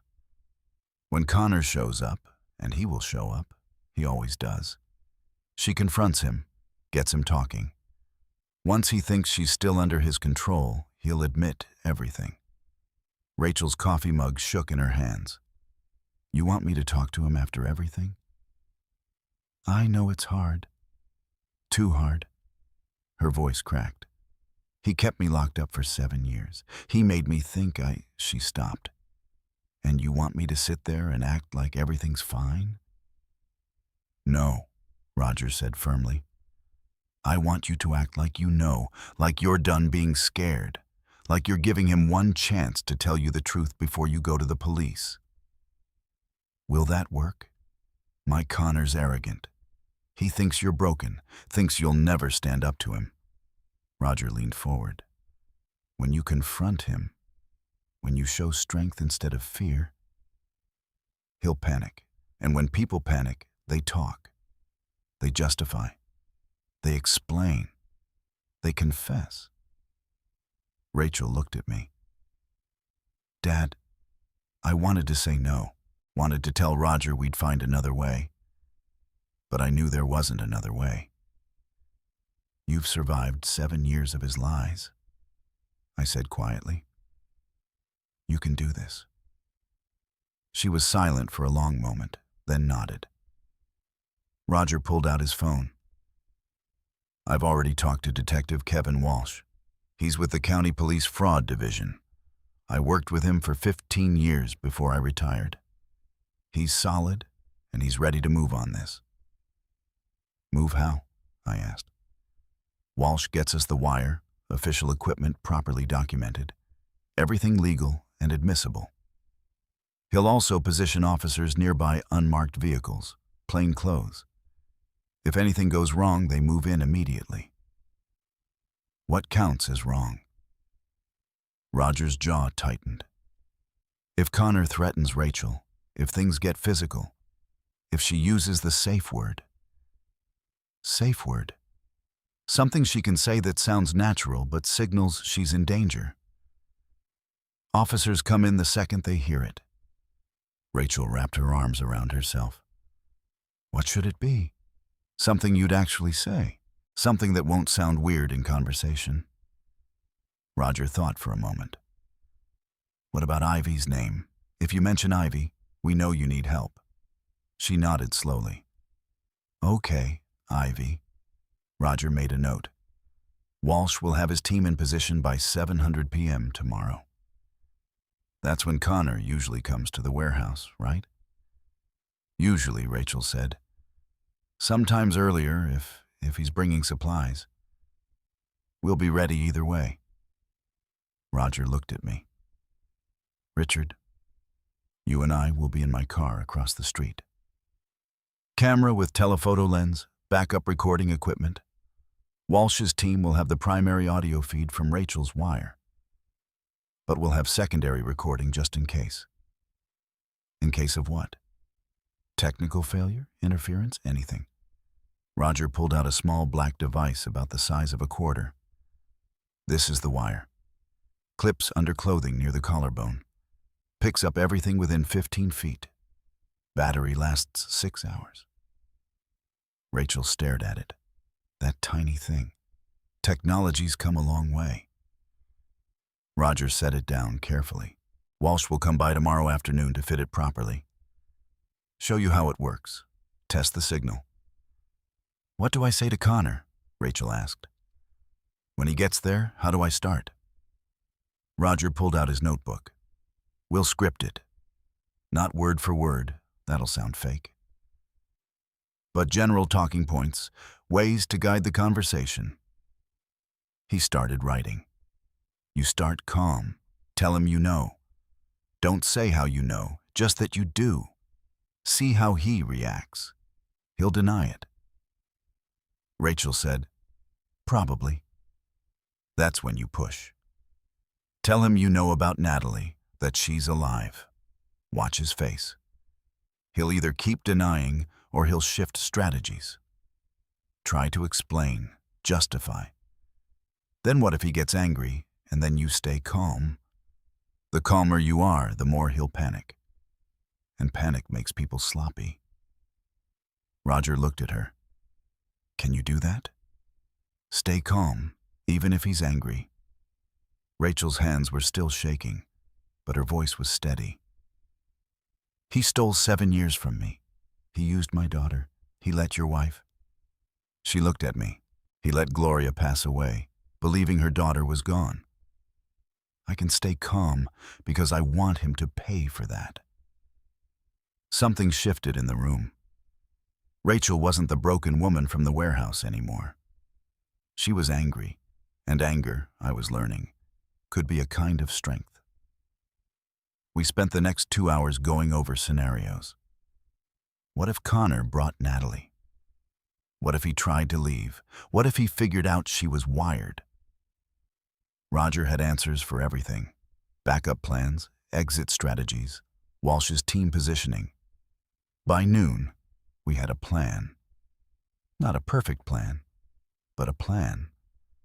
Roger made sandwiches, ham and cheese like we were just 3 people having lunch instead of 3 people plotting to take down a con artist and his accomplice. Rachel ate half of hers, kept looking at that tiny wire on the table. You scared? I asked, terrified. She set down her sandwich. But I'm more angry than scared. Does that make sense? Yeah, it does. She looked at me. Dad, what if this doesn't work? What if it'll work, but if it doesn't, then Walsh's team moves in and we figure out plan B. I reached across the table, put my hand over hers. But you won't be alone in there. Roger and I will be right outside. Walsh's team will be listening to every word.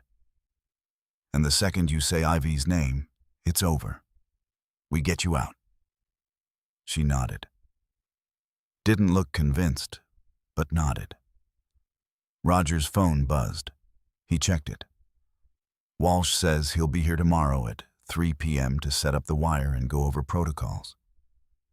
Tomorrow, Rachel whispered.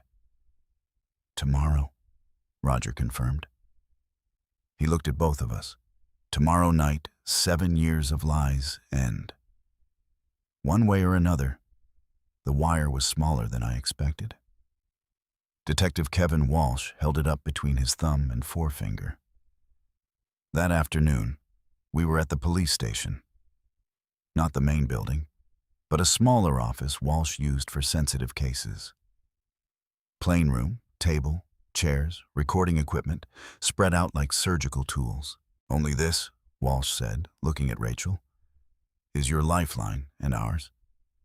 He was younger than Roger, maybe mid-40s, sharp eyes, the kind of cop who'd seen everything and still cared anyway. Roger had vouched for him, said Walsh was one of the good ones. Rachel stared at the tiny device. That's it. The clip's right here. Walsh gestured to his collarbone under your shirt. Picks up everything within 15 feet. Crystal clear audio. We'll be listening the whole time. And if something goes wrong, you say Ivy's name. Doesn't matter what context. The second we hear it, we move. Walsh's voice was firm. You won't even finish the sentence before my team is through that door. Rachel nodded. Her hands were shaking. Walsh spent 20 minutes showing her how the wire worked, how to position it, how to test it, how to move naturally so it wouldn't show or make noise. Professional, methodical, like he'd done this 100 times. Probably had. When he finished, he looked at her. You don't have to do this. We can find another way. There is no other way, Rachel said quietly. There's always another way. Not one that gets them both. Not one that makes them pay for what they did. She looked at me, then back at Walsh. I'm doing this. Walsh nodded.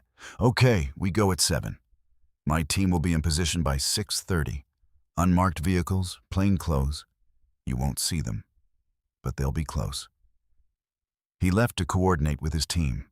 Rachel and I sat in that plane room, not talking, just sitting, the wire on the table between us. "Dad," she said finally, "can I ask you something? Anything, do you?" She stopped, started again. "Do you hate me for what I put you through?" The question caught me off guard. "What number, Rachel? I let Mom pass away thinking I was gone. I let you pay all that money. I let Ivy grow up without stop. I moved my chair closer. You didn't do any of that. Connor did. Natalie did. They manipulated you. They used you. None of this is your fault. But I should have known. I should have checked. I should have." "You were terrified. You thought you'd hurt someone. You trusted your husband to help you." I took her hand. "Rachel, you were a victim. You still are. And what you're doing tonight, confronting them, getting justice that takes more courage than anything I've ever seen." She started crying, quiet tears running down her face. "I'm proud of you," I said. "And your mom would be proud of you too." She squeezed my hand. We sat like that for a long time. Then it was 6 o'clock, time to go. Walsh came back with the wire, helped Rachel put it on, tested the signal. Clear as a bell. "Remember," he said, "stay calm, get them talking, and if anything feels wrong, say the word." Rachel repeated. "We'll be right outside." She nodded. I wanted to pull her into a hug, tell her we'd find another way, keep her safe. But I knew she needed to do this, needed to face them, needed to end 7 years of lies. "I love you," I said. "I love you too, Dad." 7 o'clock came too fast. Roger and I were in his car, parked 50 yards from the warehouse, far enough that Connor and Natalie wouldn't notice. Close enough that we had a clear view of the side entrance. I had binoculars. Roger had a camera with a telephoto lens. And in my ear, a small earpiece connected to Walsh's frequency. I could hear everything Rachel heard, everything her wire picked up. The waiting was terrible. Walsh's voice crackled through the earpiece. "All units in position. Target vehicle not yet arrived. Stand by." I looked at the warehouse, one light in the upper window. Rachel was in there, alone, waiting. "She'll be fine," Roger said, seeing my face. "You don't know that. I know she's stronger than Connor thinks she is. I know she's got every cop in this county ready to move if she needs them. And I know she wants this." Roger lowered his camera. "My Richard, your daughter, spent 7 years thinking she was responsible for something terrible. Tonight, she becomes the one who brings them down. That's power. She needs this." I knew he was right. Didn't make the waiting easier. 8 past 8:15, 8:30. Maybe they're not coming. I said they'll come. Connor's predictable. Comes to the warehouse every few days. He'll come at 8:47. Headlights turned on to East Industrial Avenue. Everything changes right here. The recording is live. Police are already in place. And my daughter is about to face the 2 people who shattered her life. Before we step inside that warehouse, let me know. Are you still with me? Leave a comment with one word describing how you feel right now or the first thought that crossed your mind. One quick note before we continue. Parts of what follows include dramatized elements used for storytelling and educational purposes. If that's not for you, it's okay to pause here. But if you're ready, let's continue. Silver Saddam. "That's them," Roger said, raising his camera. Through the binoculars, I watched the car pull into the warehouse lot. Park near the side entrance. 2 people got out. Connor, tall, clean-cut, wearing a jacket I'd probably paid for with my money, and Natalie, Dark hair, confident walk. The woman who'd helped destroy my daughter's life. They walked to the entrance. Connor pulled out a key, opened the door. He went inside first. Walsh's voice in my ear. Target 1 is entered. Target 2 following. All units, hold position. Natalie disappeared through the doorway. I held my breath. Through the earpiece, I heard footsteps. The scrape of the door closing. Then Connor's voice, casual, almost cheerful. Rachel, I brought you a surprise tonight. More footsteps, lighter ones. Natalie's heels on concrete. A pause long enough that I started to worry something was wrong. Then Connor's voice again. But different this time.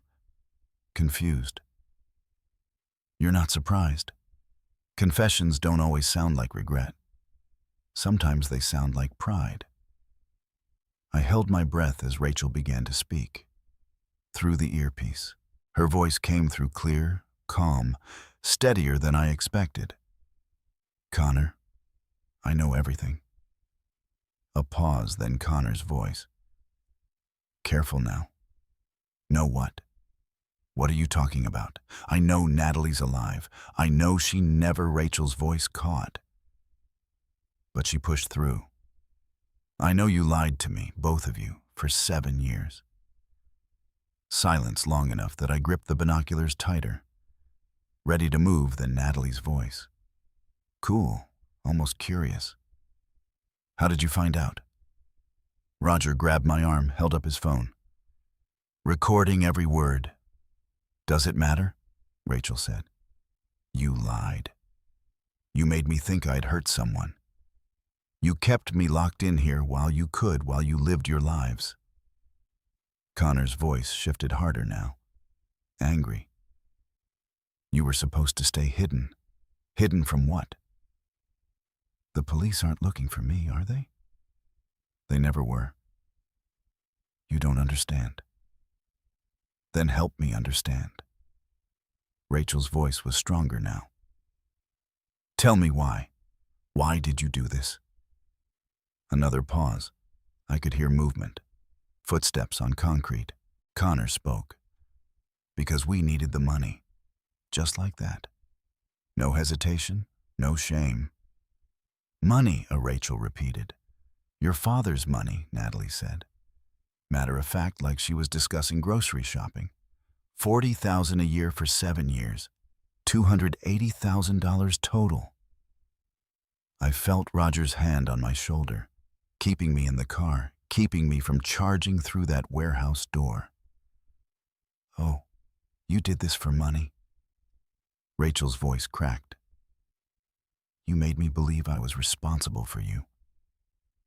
Let my mother pass away thinking I was gone for money. It wasn't personal, Rachel. Natalie said, calm, cold. It was just business. Your father had money. We needed it. You were the way to get it. And my mother passed away from grief. That wasn't part of the plan. Natalie's voice didn't change, didn't soften. But honestly, it worked out. Made the whole thing more believable. Your father was devastated. Never questioned anything. Roger had to physically hold me back. Wait, he hissed in my ear. Let them finish. Connor's voice again. We had it all worked out. The fight was fake. Natalie knew exactly how to fall, where to fall. We used theatrical makeup, fake scenario, made it look worse than it was. You manipulated me, Rachel said quietly. We gave you an option, Connor corrected. Prison or freedom. You chose freedom. You told me I'd hurt someone, and you believed it because you wanted to believe it. Because it gave you an excuse to disappear. Connor's voice was dismissive now, careless. Come on, Rachel. Don't act like you're completely innocent here.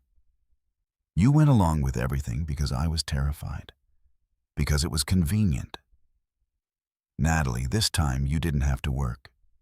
Didn't have to take care of Ivy. Didn't have to be a wife or a mother or a daughter. You just had to hide. And we took care of everything else. I wanted to scream. Wanted to tell Rachel none of that was true, but I couldn't. Could only listen. "How did you do it?" Rachel asked. "The accident, the funeral, all of it." Connor actually laughed. "Gary, my cousin, works at the county morgue. Got us," he paused, "got us someone who'd passed. No family, no one to claim them. Made sure the documentation looked right. You used someone who'd passed away." Rachel's voice was horrified. "The car accident did the rest. Fire destroys evidence, makes identification impossible. Your father never questioned it. Why would he? His daughter was gone. And the urn. Coffee grounds." Natalie sounded almost amused. "And cinnamon and some other spices. Your father kept that thing on his mantle for 7 years. Never opened it. Never checked." My hands were shaking. Roger's hand tightened on my shoulder. $280,000. Connor said paid for everything. This warehouse. Natalie's apartment. Our trips, our life together. "You've been together this whole time," Rachel said. "Not a question, a statement." "Since before you actually," Natalie said. "Connor and I have been seeing each other for almost 10 years. You just didn't notice." "And tomorrow?" Rachel asked. "You said something about tomorrow." "Tomorrow we fly to Grand Cayman," Connor said. "New life, new identities. We've got just over 60,000 in the offshore account. Enough to start fresh. What about Ivy? What about her?" Connor's voice was cold. "She's fine. Your father can keep paying or not. Doesn't matter to us." "What? You're just going to abandon her?" "She's not my problem anymore." Silence. Then Rachel's voice so quiet, I almost didn't hear it. "Take me with you." Roger's head snapped up. "We hadn't planned this." "What?" Connor sounded confused. "Take me with you to the Cayman Islands. Let me disappear for real this time." "Why would we do that?" "Because I have nothing left here." Rachel's voice was breaking. Academy Award breaking. My father hates me. Ivy doesn't know who I am. I might as well start over too. Connor and Natalie didn't respond. I could hear them talking, whispering. Too quiet for the wire to pick up clearly. Then Natalie's voice louder. "We don't need her. She knows too much." Connor said everything. If she talks, then we make sure she doesn't talk. How she comes with us? Connor said slowly. Or the silence that followed made my blood run cold. Or what? Rachel's voice, still calm, but I could hear the edge of fear creeping in. Connor's voice dropped to a whisper, but the wire picked it up, clear as day. Or we make sure you never tell anyone. The moment I heard the threat, I moved. Through the earpiece, Connor's voice continued, colder now. Final, Rachel. You're a liability. You always have been. Natalie's voice. We can't risk her talking. Then sounds, movement, a sharp intake of breath. Rachel's voice no longer calm. Let go of me. I didn't think, just reacted. The car door slammed open. I was out before Roger could stop me. Richard Wade. I didn't wait. Couldn't wait. My daughter was in there, and they were threatening her, and 7 years of control snapped in that instant. Roger was behind me, shouting into his radio. All units, move in. Go, go, go. I heard sirens, saw headlights, police vehicles converging from every direction, but I was already running. 50 yards felt like 50 meters. The warehouse door, side entrance. I hit it with my shoulder, and it flew open. Inside, the scene froze for half a second. Connor gripping Rachel's arm. Rachel trying to pull away. Natalie standing near the exit keys in hand, ready to leave. All three of them turning toward me as the door crashed open. "Get away from my daughter." The words came out raw, furious. Connor's hand dropped. Rachel stumbled backward. Then the warehouse exploded with sound and movement. "Police, hands up! Police!" Officers flooded through the door behind me. Black uniforms, vests, weapons drawn but pointed down. Professional, fast, overwhelming. Detective Walsh was first through. Connor Wallace, Natalie Hughes, hands where I can see them. Connor looked at the door, at the officers, at Walsh. His face went through about 5 emotions in 2 seconds. Shock, panic, calculation, then something like defiance. He bolted. Tried to anyway. Made it maybe 3 steps before Walsh moved. 1 second Connor was running. Next second he was face down on concrete with Walsh's knee on his back and handcuffs clicking into place. "You have the right to remain silent," Walsh started. Natalie didn't run. Just stood there, raised her hand slowly, expression blank. No fear, no anger, nothing. Like getting arrested was mildly inconvenient instead of life-destroying. Another officer moved in, cuffed her, started reading rights. And Rachel.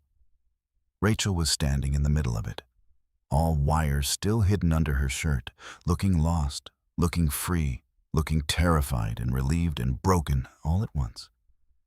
I crossed the warehouse in 3 strides and pulled her into my arms. She collapsed against me, started crying, not quiet tears, full-on sobbing.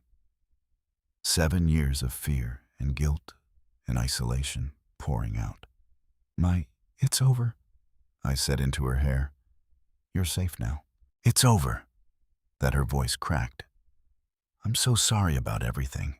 About Mom, about the money, about—" "We'll figure it out," I said. Held her tighter together. "We'll figure it all out together." Behind us, officers were securing the scene, taking photos, collecting evidence. Walsh was on his radio, coordinating with someone. Roger appeared at my shoulder camera, still in hand, looking satisfied. Connor was being lifted to his feet, still handcuffed, still trying to talk his way out of it. "This is a mistake," he was saying, voice loud, insistent.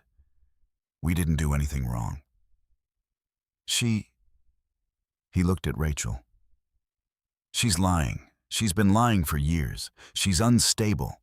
Everyone knows she's save it for your lawyer." Walsh interrupted. "Connor Wallace, you're under arrest for fraud. Conspiracy to commit fraud, grand theft, identity theft, false imprisonment, and accessory to unlawful handling of human remains. You have the right to remain silent. I suggest you use it." "This is ridiculous. We were helping her. She wanted to disappear. We gave her that option." Walsh just looked at him. "We recorded everything. Mr. Wallace, every word you said tonight, every confession, every threat, it's all on tape." Connor's face went white. "What?" "The wire your wife was wearing. It recorded everything." Walsh held up a small device. "Crystal clear audio. You admitting to staging the fight, faking Rachel's death, stealing from Richard Callahan, planning to flee the country, and threatening Rachel Callahan when she confronted you." Connor stared, then looked at Rachel, really looked at her. Understanding dawned. You set us up." Rachel wiped her eyes, looked at him, and for the first time in 7 years, she looked strong. "No," she said quietly. "I just told the truth." 2 officers led Connor toward the door. As they passed, he twisted back. "We would have gotten away with it." His voice cracked, almost desperate. "We had it all planned. We were so close." Walsh shook his head. You were never close, Mr. Wallace. They took him outside into one of the police vehicles. Doors closed. Sirens started. Natalie was already in another vehicle, still silent, still cold, staring straight ahead like none of this mattered. Walsh turned to us. We'll need statements from both of you. But we've got the primary evidence. The wire recording financial records Roger provided. It's solid. What happens now? I asked. There'll be a rain tomorrow. Bail will be high. Federal charges are likely wire fraud, money laundering. We're also picking up Gary Wells tonight, your cousin at the morgue, he added, looking at where Connor had been. Conspiracy body theft, falsifying records. And Rachel Walsh looked at her gentle now. Miss Callahan is a victim, not a suspect. We'll need her testimony, but she's not being charged with anything. She's free to go. Free to go. 7 years, and she was finally free to go. Roger stepped forward, handed Walsh a folder. Financial records, bank statements, transfer receipts, everything Richard paid over 7 years. $280,000, Walsh said, flipping through. We'll file for restitution as part of the sentencing. It'll take time, but you should get it back. I didn't care about the money. Didn't care about any of it. Just cared that my daughter was standing next to me, alive, safe, free. The police vehicles started pulling away, lights flashing. Connor and Natalie inside, headed to county lockup, to arraignment, to trial, to consequences they'd avoided for 7 years. Walsh shook my hand. Then Roger's, then Rachel's. You did good tonight, Miss Callahan. That took real courage. She nodded, couldn't speak. Walsh left. Roger packed up his equipment, said he'd meet me at the station tomorrow for statements, gave me a quick hug, rare for Roger, and headed to his car. And then it was just Rachel and me standing in that warehouse in the place she'd called home for 7 years. Can we leave? She asked quietly. I don't want to be here anymore. Yeah, we can leave. I put my arm around her shoulders. We walked out together, past the makeshift bed, past the photos of Ivy on the wall, past 7 years of imprisonment. Outside, the night air was cool, clean, free. As the last police car disappeared into the night, I felt my daughter's hand slip into mine. We had a long road ahead. Legal proceedings, therapy, rebuilding, introducing Rachel to Ivy, explaining everything.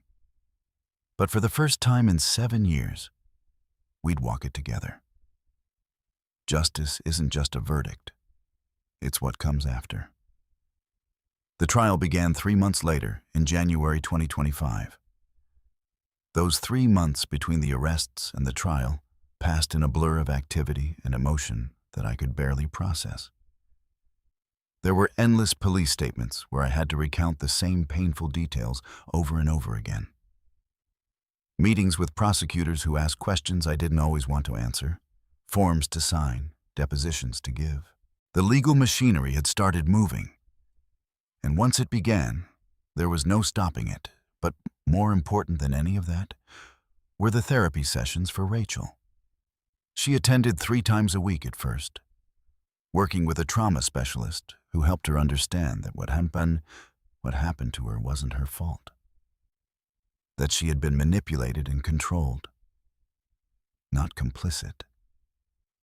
Those sessions were slow, careful steps toward healing that couldn't be rushed, no matter how desperately I wanted her to feel whole again. We also had to navigate the delicate process of introducing Rachel to Ivy. It happened under supervision at first, with a child psychologist present to help Ivy understand that her mother hadn't abandoned her, that she'd been taken from her. The sessions lasted only an hour at a time because that was all Ivy could handle. She was confused and cautious, asking questions that didn't have easy answers. Why did you leave? Where were you? Did you not want to be my mom? Each question broke Rachel's heart a little more. But Rachel remained patient and gentle throughout it all, terrified of pushing too hard and losing her daughter all over again. I stood in the middle of it all, trying to keep everyone steady while my own emotions threatened to pull me apart. Some nights, I lay awake wondering if we'd ever truly recover from what Connor and Natalie had done to us. The trial was held at the federal courthouse downtown, a massive stone building with high ceilings and echoing halls that made every footstep sound important. It was the kind of place that reminded you how small individual lives were compared to the weight of the law. Walking through those doors each morning felt surreal, like I was watching someone else's life unfold rather than living my own. Connor Wallace was charged with an extensive list of crimes that the prosecutor read aloud during the opening statements. Fraud, conspiracy to commit fraud, grand theft of $280,000, false imprisonment of Rachel Callahan, identity theft, accessory to the unlawful handling of human remains. Each charge represented a different piece of the nightmare he'd constructed around my family. Natalie Hughes faced charges of conspiracy fraud, theft, and aiding false imprisonment. Her attorney tried to paint her as a victim of Connor's manipulation, but nobody in that courtroom was buying it. Gary Wells, Connor's cousin, who worked at the county morgue, was charged with body theft, falsifying official records, and conspiracy. He looked small and defeated, sitting at the defense table, nothing like the confident accomplice Connor had described. All three pleaded not guilty, which surprised exactly no one. The prosecution appeared completely unconcerned by their pleas. They had the wire recording. They had Rogers' investigation. They had 7 years of documented financial fraud. This wasn't a case they were worried about losing. I testified on the second day of the trial. I walked into the courtroom wearing the only suit I owned, the same charcoal gray one I had bought for Rachel's funeral 7 years earlier, and had never worn again. Putting it on that morning felt like reopening an old wound. I sat in the witness box while the prosecutor, a sharp woman named Margaret Chen, asked me to tell my story in my own words.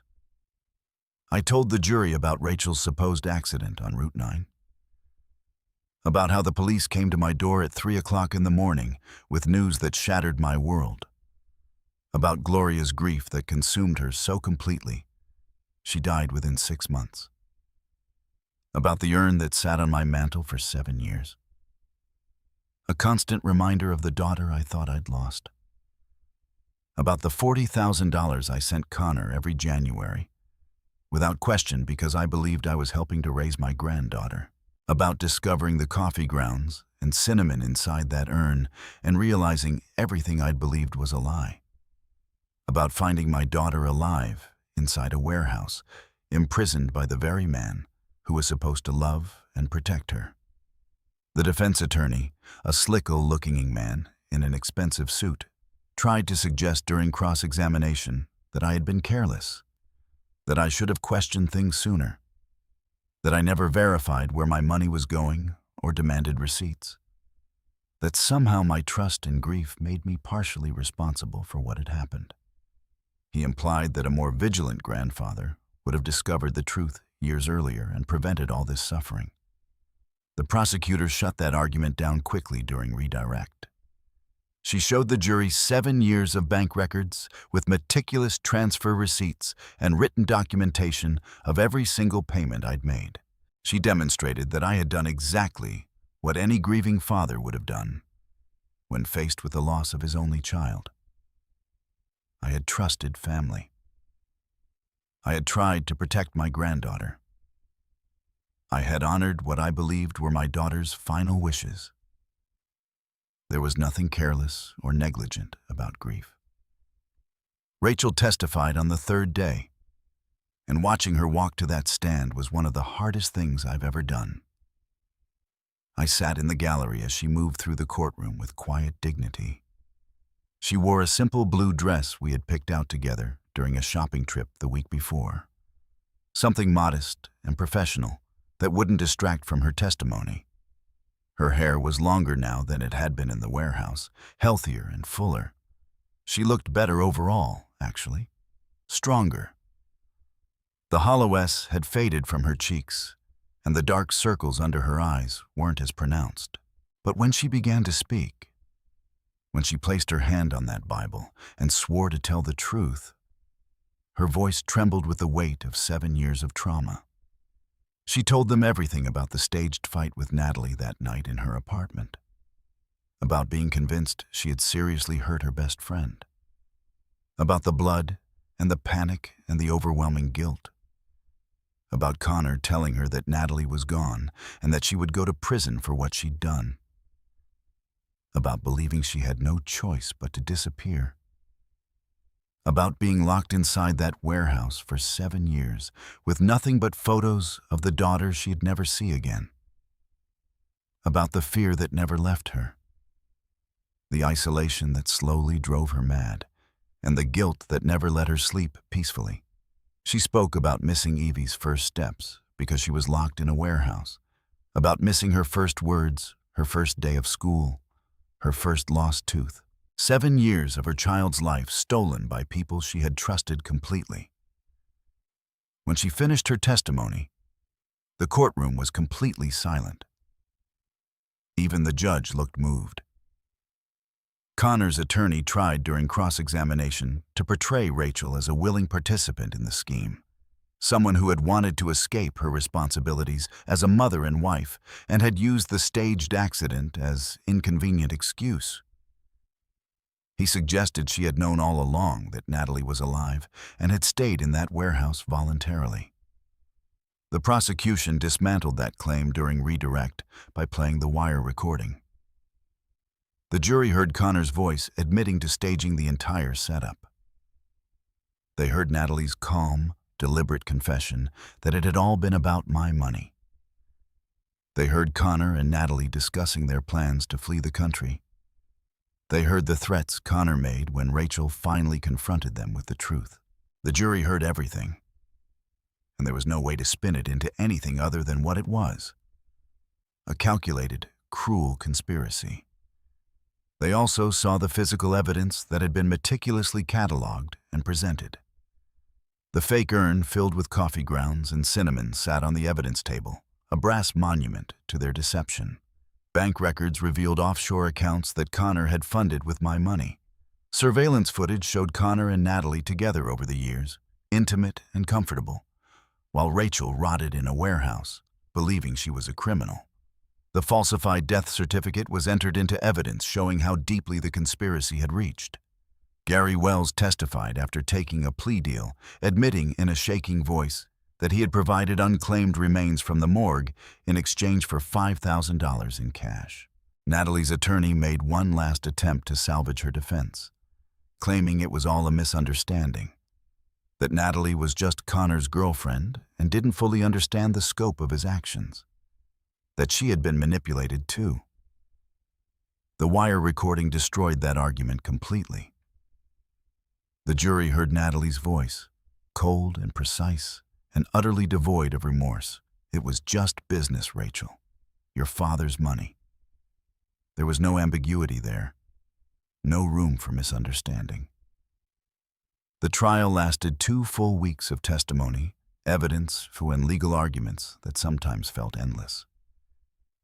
The jury deliberated for 4 hours before reaching their verdict. On February 14th, Valentine's Day of all days, they returned to the courtroom and announced their decision: guilty on all counts. For all 3 defendants, the courtroom erupted in a chaos of emotion. Applause from the gallery, gasps from spectators, angry objections from Connor's attorney, who was already planning an appeal. The judge slammed his gavel, repeatedly, calling for order in a voice that echoed through those high ceilings. I took Rachel's hand and squeezed it tight. She was crying, tears streaming down her face in a mixture of relief and grief. So was I. 7 years of lies had finally been answered with truth. Sentencing came exactly 1 month later in March. Connor Wallace was sentenced to 15 years in federal prison. Natalie Hughes received 12 years. Gary Wells was sentenced to 5 years in state prison. All three were ordered to pay restitution, $280,000 to me for the money they had stolen, plus an additional $50,000 to Rachel for emotional damages and false imprisonment. Additionally, Connor's parental rights to Ivy were permanently terminated by family court. Legal custody was granted to me. Rachel would rebuild her relationship with Ivy gradually with professional support and supervision. But legally, Ivy was now mine to raise and protect. Connor said absolutely nothing as the sentence was read aloud. He just stared straight ahead with blank eyes, perhaps finally understanding that his carefully constructed con had completely collapsed. Natalie looked bored, as if being sentenced to 12 years in prison was merely an inconvenience rather than a life-altering consequence. Gary cried openly, his shoulders shaking with sobs. They were led away in handcuffs and shackles. 15 years, 12 years, 5 years. Numbers that could never return what they had stolen from us. Could never give Gloria back the years she lost. Or return Ivy's childhood to Rachel. But at least those numbers meant accountability. At least they meant justice. Peace doesn't come from forgetting. It comes from choosing to heal. 6 months after the verdict, in July 2025, I found myself standing at Gloria's grave with Rachel and Ivy on a quiet Sunday morning. 3 generations finally together in a way that should have happened years ago. The cemetery was peaceful, filled only with the gentle sound of birdsong drifting through the old oak trees and a soft breeze that rustled the leaves overhead. It was the kind of morning Gloria would have loved. Warm, but not too hot, with sunlight filtering through the branches in golden streams. Gloria's headstone was simple and elegant, exactly what she would have wanted, white marble that gleamed in the morning light. Her name carved in graceful letters, the dates that bracketed a life cut too short, and beneath them, the words we had chosen together before she passed. Beloved wife and mother forever in our hearts.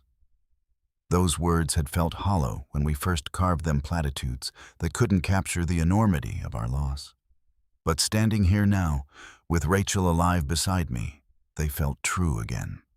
Rachel knelt down carefully and placed fresh white roses at the base of the headstone, arranging them with gentle precision. White roses had always been Gloria's favorite flower. She used to grow them in our backyard, tending to them every evening after dinner, talking to them like they were old friends who could hear her secrets. Ivy stood beside me, her small hand wrapped tightly around mine, studying the stone with the kind of seriousness that children wear when they sense something important is happening, but don't fully understand what it means. Her eyes traced the letters of Gloria's name, sounding them out silently. "Grandpa?" she asked softly, her voice barely above a whisper. "Do you think Grandma knows that Mom's back?" I looked down at Rachel, who was still kneeling at the grave. She was crying silently, tears streaming down her face as one hand pressed against the cool marble, like she was trying to feel her mother's presence through the stone. The sight made my own throat tighten with emotion.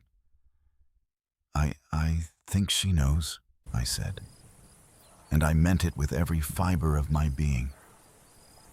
I really do.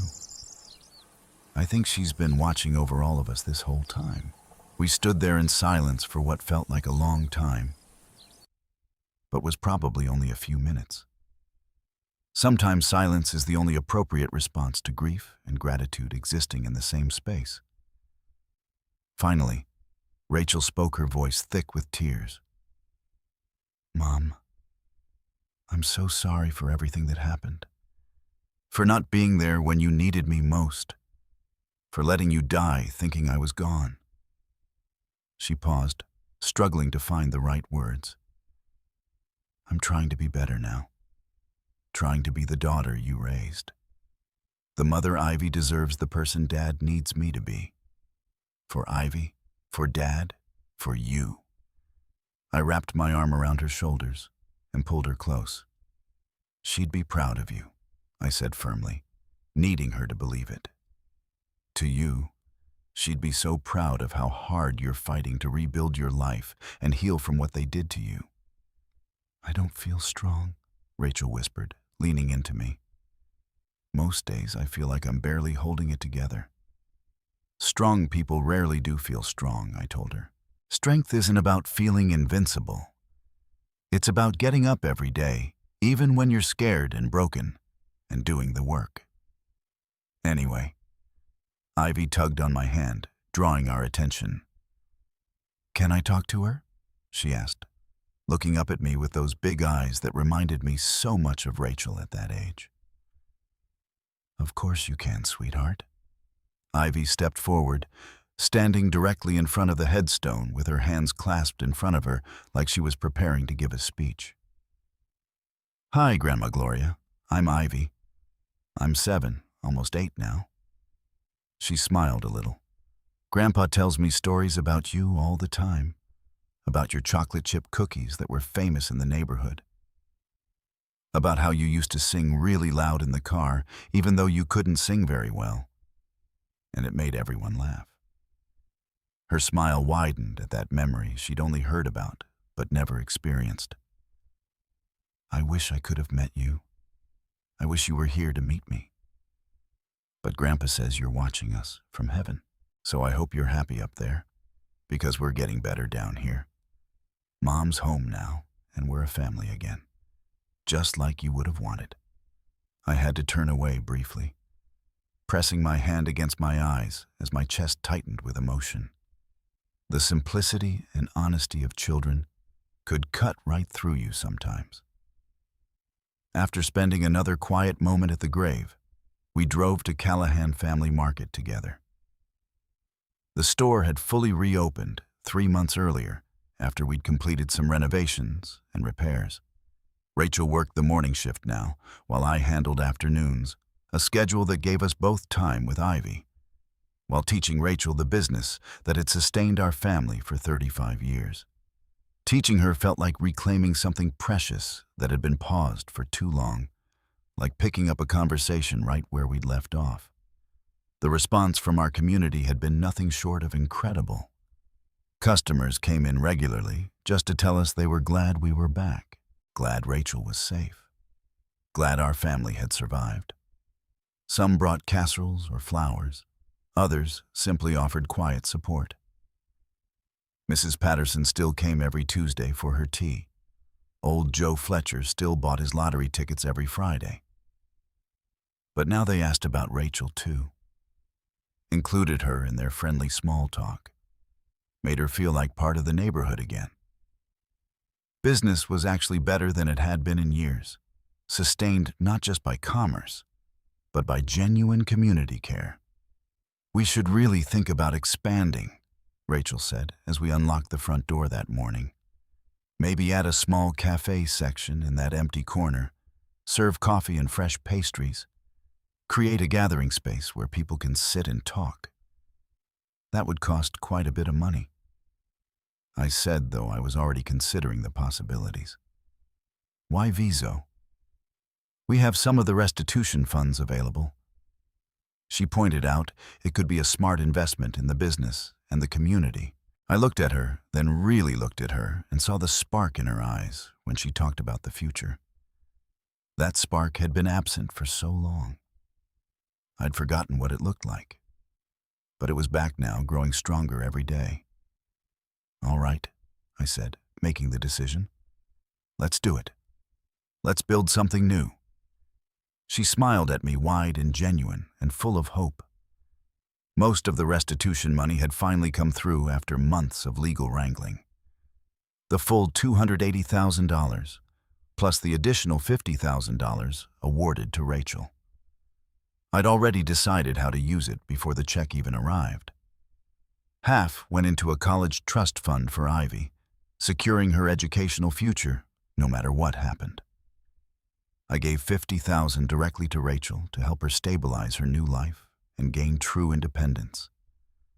The remainder I donated to a women's shelter in Gloria's name, helping other women escape situations where they were controlled and imprisoned. The money certainly helped ease some practical concerns, but it wasn't what mattered most. Not even close. What mattered was that Rachel had her own apartment now, small but warm and entirely hers. What mattered was that Ivy had a corner in that apartment filled with books and toys and the security of knowing her mother wasn't going anywhere. What mattered was that therapy continued for both of them, helping them process trauma and rebuild trust. Healing wasn't linear or simple. Some days were harder than others, but it was happening gradually and genuinely. Connor and Natalie were in federal prison now, exactly where they belonged. Connor's appeal had been denied. No contact with Ivy was allowed under any circumstances. Honestly, I rarely thought about them anymore. They'd stolen enough of our time and energy. I refused to give them any more. We'd lost so much over these 7 years. Time we could never reclaim. Gloria, who should have been here to see her daughter come home. Pieces of ourselves that would never fully heal. But we were building something new from the wreckage they'd left behind. Forgiveness remained hard. Some days the anger resurfaced unexpectedly hot and bitter. Some days grief returned without warning, knocking the breath from my lungs. But I kept reminding myself that Rachel was a victim in all of this too. She had survived something unimaginable, and she had come back to us when she could have stayed broken. Forgiveness didn't mean forgetting what happened or pretending it didn't hurt. It meant choosing love over bitterness, choosing hope over despair, choosing to move forward together rather than staying trapped in the past. That evening, Rachel and Ivy came over for dinner like they did every Sunday now. Sundays had become ours sacred family time that nothing was allowed to interrupt. I made spaghetti using Gloria's old recipe, the one written on a stained index card in her familiar handwriting. Ivy carefully set the table, placing each fork and napkin with concentrated precision. Rachel helped me with the sauce, stirring while I added seasonings. For just a moment, standing in that kitchen with the two of them, it felt remarkably close to the life we'd once known. After we finished eating, we moved to the living room and settled in together. Gloria's photo rested on the mantel now, right where the fake urn had sat for 7 years. Her smile looked down on us, and I much preferred having her image there full of life and love, rather than what I'd believed were her ashes. Rachel said quietly, breaking the comfortable silence. Yes. Thank you for never giving up on me, for believing in me even when I didn't believe in myself. I squeezed her hand gently. I never will give up on you. That's a promise.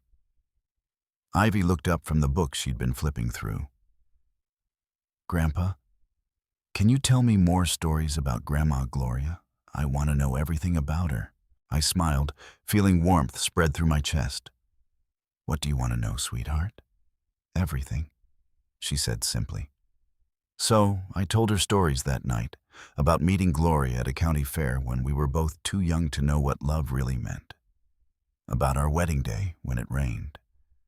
But we danced anyway. About building this life together through joy and struggle and everything in between. Ivy listened with rapt attention. Rachel cried softly beside me, mourning the mother she'd lost and the years they'd missed together. She sounds amazing, Ivy said when I finished. She was. I agreed. She really was. As they prepared to leave that night, Ivy threw her arms around me in a tight hug. Love you, Grandpa. Love you too, sweetheart. Rachel smiled at me from the doorway. See you tomorrow morning. 6 a.m. sharp, I confirmed. I'll bring the coffee, she promised. I stood on the porch and watched them drive away into the summer evening, feeling something I hadn't felt in 7 long years. Peace. Real, genuine peace that settled into my bones. Our life wasn't perfect. It probably never would be. It wasn't easy either. We still had hard days ahead of us, difficult conversations, painful memories to process. But we were together.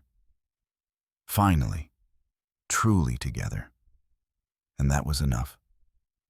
7 years of lies were behind us now. A lifetime of truth stretched out ahead.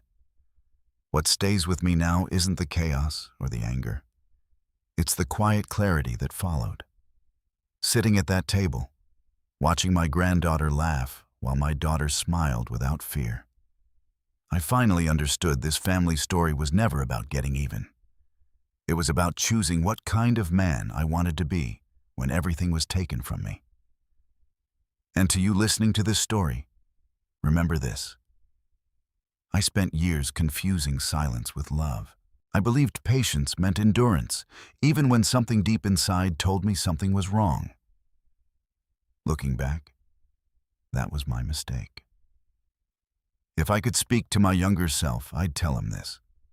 Don't stay quiet just to avoid conflict. Ask questions sooner. Protect the people you love before damage becomes permanent.